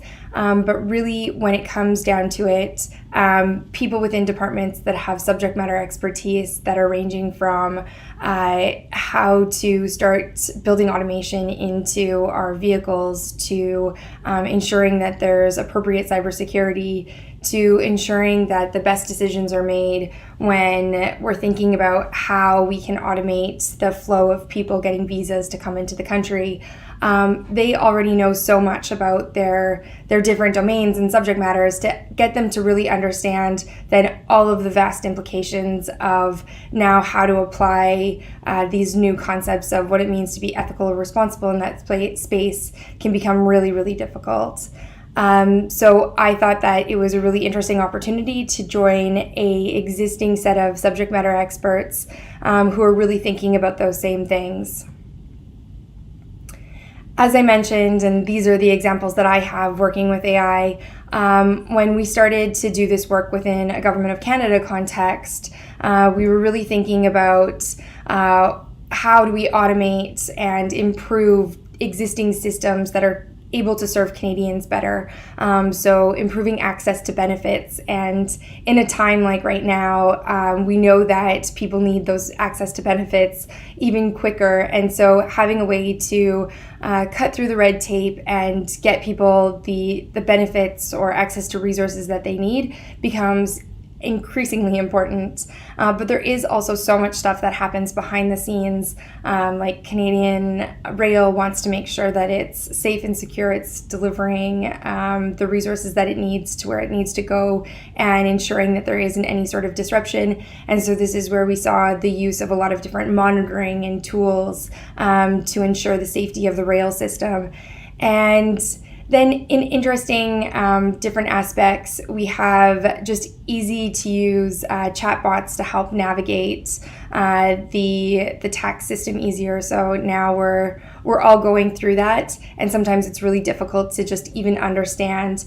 And so we see, I'm speaking about this from my public sector experience, but we see all of these different types of applications exist within all aspects of our life. And even though we understand and recognize the benefits, we wouldn't be having conferences like this if that weren't the case. There's still increasingly difficult amounts of public concern related to these applications, especially because there's so much unknown when it comes to what they are, how are they making decisions, and how is that truly impacting people, and in particular people that are in different vulnerable populations. And so this is something that we take really, really seriously, and are quite concerned when there's the perpetuation of those fears in especially news reports or in different media activities that are really thinking about what one use case and not thinking about these broader ways to govern or manage these activities. And so these are just a couple examples that we've seen where using things like facial recognition to determine people's children's behavior in school, or challenges that we've seen in hospitals, and obviously predictive policing. That said, when we focus too much on these broader negative aspects of it, we're instead looking to just shut down as opposed to think about what's possible and how we can balance this innovation with protection of the public and appropriate oversight. And that's really what we're setting to do. I didn't mention or didn't really speak to the last image there, which is looking at the workforce. And I know that that's a significant, or continuing to be a significant, challenge. And one of the things that we think about a lot is that implication that AI has on humans in all of the different aspects of work that we do. And so whether it's just looking at the implications of those technologies or the impact that it has on somebody's job, we are really focused on those things in terms of the tools that we build. So I speak about the different tools and actions that we're taking. These are the high-level version of how we're trying to make a difference. And so one, that's through creating awareness through bringing all of these different types of resources and activities together through an online community portal. And that's helping to help practitioners make sense of the information that's even out there, and then also how they can help think about it in terms of their context. It's also allowing practitioners to see who the different subject matter experts are in these different domains. And again, having the opportunity to connect with them more directly. So that's the community portal, which I am sure if you have questions, I'm happy to address them. But I'll really focus today on the work that we're doing to create a responsible AI trust index, to support how to navigate and mitigate harm as addressed in the previous slides. And so one of the biggest concerns that I've seen when I was doing the work with the Government of Canada is that we could write these policies based on high-level principles and best practices, but there's no global benchmark for what responsible AI actually means. And so with a field that is, again, so broad and in many cases fairly undefined, we've seen estimates of AI expecting to add over $15 trillion to the world economy by 2030. And so we see these incredible advancements that are being made in these tools. But also back to that, the fear, and we saw it just with the one Ipsos poll, but with the hundreds and thousands of documents that have come out with recommendations and different guidance from really respected institutions, we know that this is a significant challenge that's facing us, and that's something that we need to really make sense of. The challenge with having hundreds and thousands of documents, and this is why I referenced that these practitioners that are subject matter experts in their various different domains can't really be expected to know that those different frameworks exist or principles exist, and then also know how to apply them to their work in a meaningful way. And so this is the challenge that we've set out to take on. And so this is why one of the key activities that we want to do is build a responsible AI certification mark. And we've seen in other industries how this has really benefited the advancement of and use and responsible use of those industries. So through forestry, coffee, and then even the fish that we buy in a store, we have a better sense, because somebody's done that background legwork for us, which wood is the best to buy, or where we can get fair trade coffee, and then which fish that we're eating is sustainable. And so those examples are very business to consumer centric, and one of the challenges with AI is that there's a lot of middle people along the way. And so some of the ways that we've really thought to make something like this ground truth of what does responsible mean and how to apply that, we've really been thinking about who those audiences are. And so we really think that it's companies that are committed to being responsible, and we've seen lots of organizations, large and small, put out their own ethical framework and really think through what those different implications are within their organization, whether they're setting up ethics boards or they have oversight review panels on each of the projects. It's a great start, but there's still no, again, benchmark to establish what good actually looks like in those circumstances. And one thing that I have firsthand experience with is through government procurement. We were able to set up a government procurement activity for looking at which vendors the Government of Canada could work with. And we wanted to make sure that they were evaluated against competency, capacity, and ethics. But again, having this benchmark for what does ethical actually mean in this context, it still doesn't exist in a very clear-cut way. And so that's why we're really looking to define that.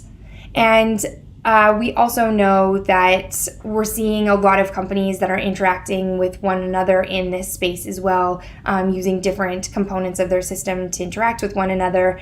And we also know that IP is increasingly important. And so we want to make sure that there's even a way that businesses are able to interact with one another in a trusted way. And finally, regulators are really starting to tackle, especially from a privacy lens and a consumer lens, what these implications are. And so we really hope to, by helping to define this, we can help to establish that benchmark. So we see this working in a similar way to, if those of you are familiar with the LEED symbol, it's a umbrella certification that references other certifications and other types of standards. So we're not looking to set additional standards. We're very involved with ISO. We're very involved with IEEE and the work that they're doing, ITU, etc. There's many standards that are going on in this space. What we're trying to do is bring all of those together in an easy and comprehensible way for practitioners. So by setting and establishing a framework, we're able to then work with an accreditation body to make sure that that is an accreditable standard. And then there can be third-party audit and evaluation of that work through various different certification bodies. And then because transparency is a really important aspect of what we're doing, we want to be able to share those results on the Responsible AI portal. So this is a high level, you might think, moonshot idea. And while it is really big and very ambitious, we've recognized the small steps that we need to take to get there. And so the first activity was to look through all of those various different documents that I referenced earlier and really understand what are those best practices, what are those key issues that are being raised, and how are the subject matter experts thinking to address them. Also, what are the standards bodies most concerned with, and what are the different components that they're thinking about addressing through these different standards?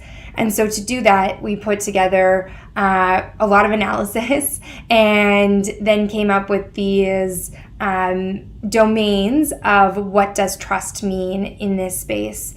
And given that that's that main answer that we're trying to address is how do we get people that are using these systems and working with these systems to trust that those systems are doing what they say. And we can see, especially with many of the challenges I'm sure you are aware with of the lack of explainability or interpretability, especially of black box systems, understanding how they're arriving at the decisions that they're arriving at, and can we really trust that? So these being main issues, we wanted to address what those were or what those concerns were and think about how we can do that, thinking through what the data quality is or the different data inputs are, the robustness of a system. That includes both security and how that system is actually functioning and operating, accountability and compliance aspects, and bias and fairness, and then explainability and interpretability, as I already mentioned. So in order to start, again, we know that building a certification mark in a credible way will not only take a long time, but we really believe that it needs to be evidence-based. And so what that means, and why, if you remember at the beginning of the slides, I mentioned that the trust index that we're building is serving two activities. One is the certification mark, which is our longer term activity, and then the other one is what we're calling a design assistant. And so this is the open source version of that trust index. It started as a really big and messy spreadsheet where we took those best practices and the various different principles from these institutions, and we translated them into comprehensible questions and achievable responses. We've then taken that and we've put it into a more simplified questionnaire. You can just see a screenshot of it here, but we do have it available on the AI Global site. And when going through it, the idea is that it will help guide you to what those best practices are, again, in an easy to understand and easy to navigate way. And we believe that in doing this, we're able to help to address some of the unintentional consequences or any of the harms that may have been occurred, and really help people to think through when they're designing, developing, or deploying a system, what those best practices are. And so we didn't want to give a score in terms of a percentage to say this is good or bad.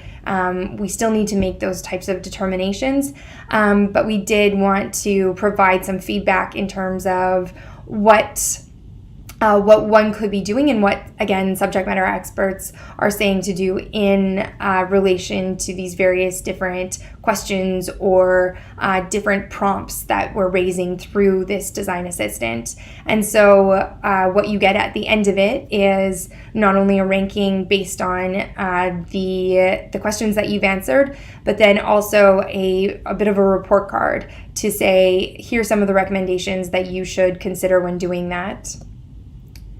So I think it's really important to know how we've built this. I've mentioned the assessment that was done from existing best practices, but we didn't do this in a silo at AI Global. It's been really important for us to do this in an open and transparent way, working with subject matter experts from ethicists to lawyers to engineers to public policy makers to really think through all of those different perspectives when we're building out and we're trying to address both the sociological, economical, and technological concerns that comes with these different types of AI systems. And so you can just see through here the different steps that we're taking. And when I mentioned that the Trust Index is really meant to create a evidence base for the certification mark, that's how we're using that open source design assistant to get that feedback, and then to understand what does good look like associated with all of these different practices, because in many circumstances we've said, yes, this is a good thing that needs to be done, but we're really not clear on what that actually means in practice in many circumstances. And so this also helps us work back with these standards bodies and regulators to say, these are the types of rules that do need to be set. It was too many to list, but these are some of the really key Trust Index collaborators that we've had to build this. And I not only want to thank them, but hope that you guys are able to check out AI Global website, where we have the design assistant and more information on the work that we're doing. Thanks so much.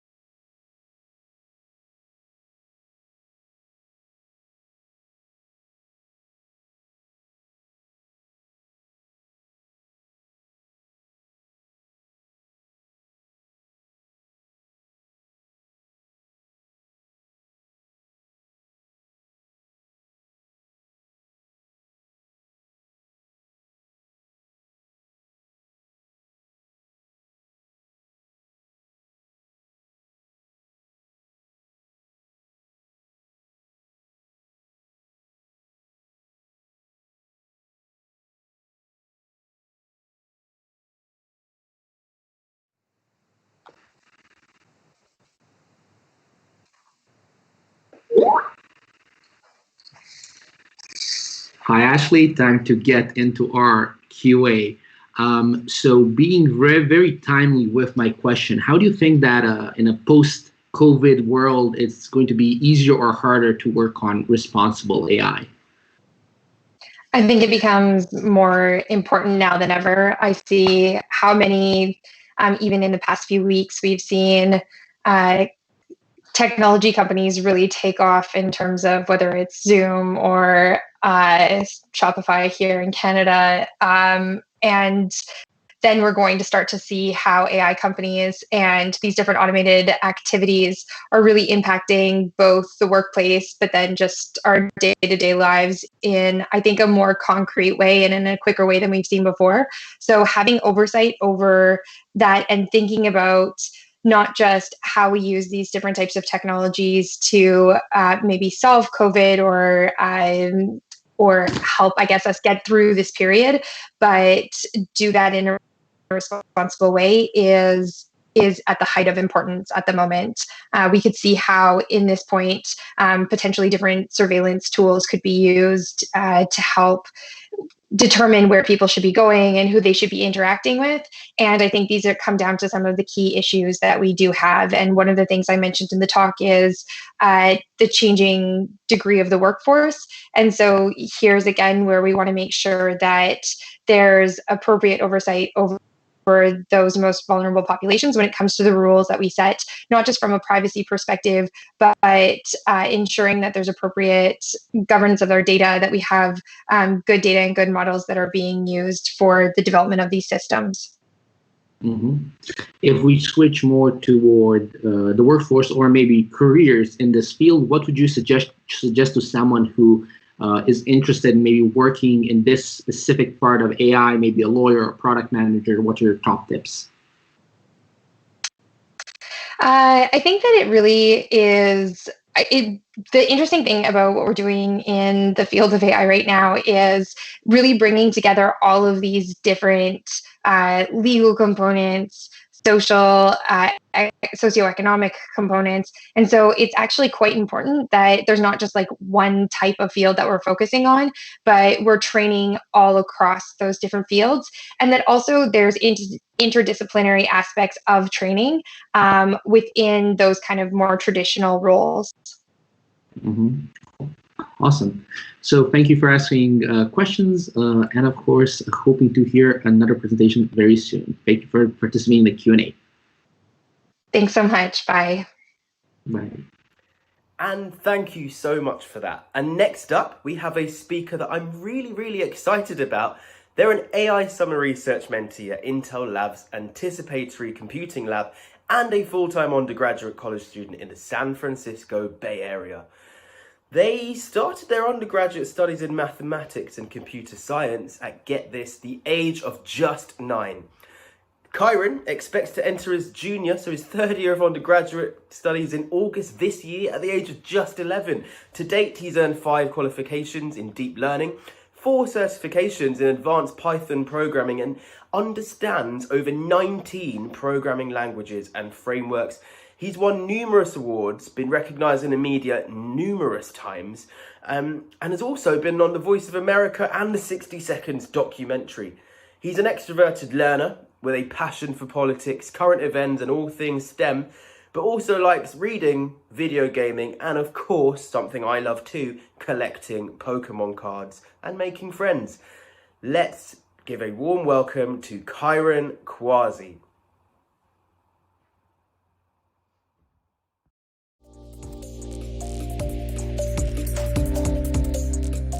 A big virtual hello to all of you from the San Francisco Bay Area. My name is Kyron Kwasi. I am 11 years old, and this year I will be entering my 3rd year of my undergraduate studies in mathematics and computer science. It is my dream to be an entrepreneur in artificial intelligence where I can work on platforms that actually use AI as a force for socioeconomic equity. I wish we were all together in Dublin, Ireland, but it's important that we stay safe and that we keep others safe as we work on bending the curve. One upside of the COVID-19 pandemic has been that science, data, and facts are important again, right? Okay, before I forget to mention this, I do have a one-year algebra exam this morning, so I won't be able to take live Q&A. But you can find me on Twitter and Instagram if you have questions or if, you want to offer me an internship, cough, cough. So let's get started. Can civil liberties survive the era of artificial intelligence? Remember that quote, just because you're paranoid doesn't mean they aren't after you? For the general public, the term artificial intelligence can evoke frightening images of super intelligent robots that will take over humanity, like this guy from the movie Terminator. Fun fact, there really is an international organization called the Campaign to Stop Killer Robots. I found them while doing some research. But in reality, who needs robots when you have algorithms? I think what should really frighten people is that most of the technology is actually invisible to most of us. And even though I'm seeing a lot of discussion in AI circles about developing ethical standards, I think that it's going to be challenging to do. And meanwhile, this technology is already silently changing life as we know it. Let's look at some of these recent headlines from the Washington Post. Police departments and prosecutors are now accessing personal devices and surveillance technology to track our activities. Fitbits, Ring doorbell cameras, even Alexa, they are all now part of law enforcement tools to help with their cases.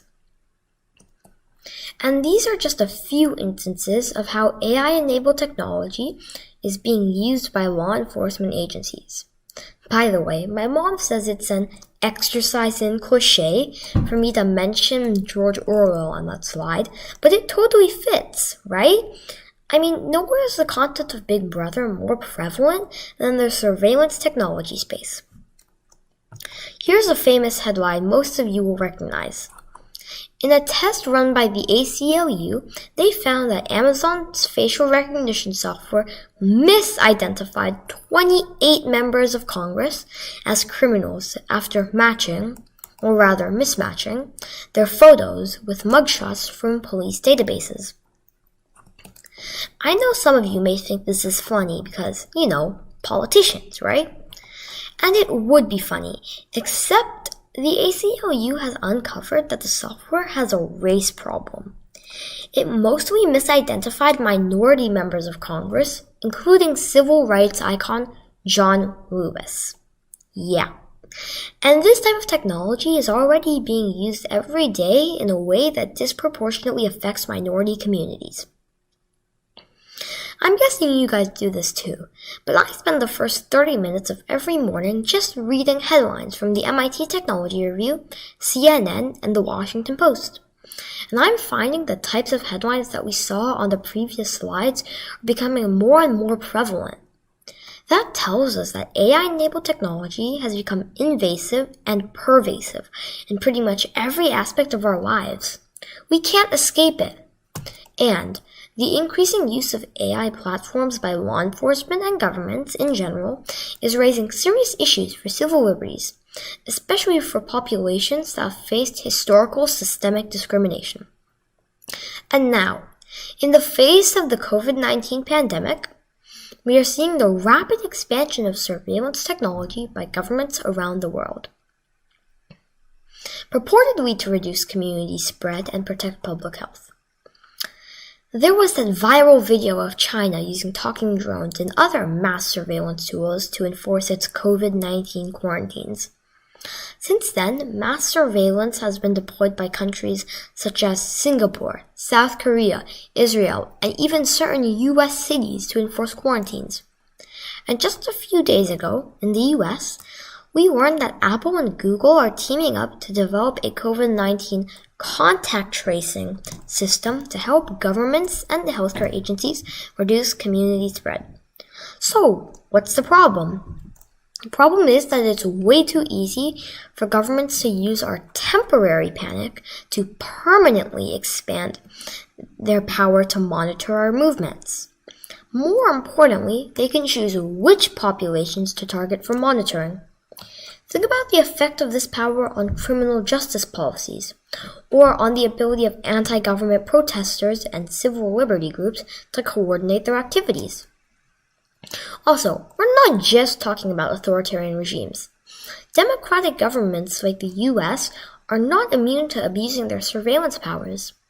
If you read Edward Snowden's autobiography, Permanent Record, he offers an eye-opening revelation about the US government's mass surveillance program and how the government has justified its extensive breach of our constitutional rights. There are three prevailing tools used by governments, and especially law enforcement agencies. Facial recognition, predictive risk assessment models, and crime prevention software. Let's just briefly look at each of these three areas. First, facial recognition technology. This uses biometric technology to scan millions of faces from videos and photos. The scans are then transmitted to the cloud or secure data facility. Law enforcement institutions then may try to match these facial scans to databases of known criminals and suspects. All over the world, people are being scanned and tracked without their consent while conducting their normal everyday lives. Just in the US, the Government Accountability Office estimates that 640 million images have been scanned into the FBI's Facial Analysis Unit. The ubiquitous use of facial recognition software also raises serious concerns about fairness and justice by encouraging false arrests and potentially wrongful convictions on top of the disproportionate arrests of minority groups for equivalent crimes. The ACLU has asserted that this dystopian surveillance technology threatens to fundamentally alter our free society, even if the egregious accuracy issues did not exist. The second tool, predictive risk assessment models. In the US, these models are mainly used by prosecutors and judges for two purposes. First, to predict a recidivism score, meaning the probability that a criminal defendant will reoffend. And second, to help decide the length and type of sentence given to a defendant. Cathy O'Neil wrote this bestseller called Weapons of Math Destruction: How Big Data Increases Inequality and Threatens Democracy. I first read that when I was 9 years old, and then again last year for one of my college courses. She writes that predictive risk models incorporate more than 100 data points related to a defendant's history. These include the defendant's prior contacts with law enforcement, prior convictions, drug and alcohol use, and even the criminal history of their friends and relatives to decide what sentence should be for this particular crime. Think about that for a second. In our justice system, AI tools are being used to judge defendants partly by the actions of their friends and relatives. In 2016, ProPublica conducted a study of a widely used risk assessment model sold by the company Northpoint to courts and other justice system institutions across the U.S. The model, called COMPAS, predicts a convicted person's recidivism score. ProPublica's study found that, even after accounting for various factors, Black defendants were twice as likely to receive misclassified higher recidivism scores than white defendants. Also, Black defendants were 77% more likely to receive higher recidivism scores for violent crimes than white defendants. In one example, a Black woman scored a recidivism score of 8 out of 10 after she was arrested for stealing a bicycle. However, the same algorithmic tool gave a white male a recidivism score of 3 out of 10 after he attempted to commit an armed robbery. This is after he had already served 5 out of years in prison for a previous armed robbery. This severe disparity underscores the bias in AI algorithms that discriminate via race. In her book, Hello World, Being Human in the Age of Algorithms, mathematician and BBC presenter Hannah Fry discusses the complicated relationship between power, data, race, and justice. She asks the provocative philosophical question: if you were accused of a crime, who would you rather decide your sentence? A mathematically consistent algorithm incapable of empathy, or a compassionate human judge prone to bias and error? Unfortunately, due to the systemic biases in both technology and human decision makers, I would argue that the privileged can answer either, and the underprivileged should answer neither. This brings us to the third tool, crime prevention software. Such tools use existing crime patterns and historical data to predict where and when crimes are most likely to occur. Unlike facial recognition software and recidivism models that target individuals, crime prevention software targets geographies.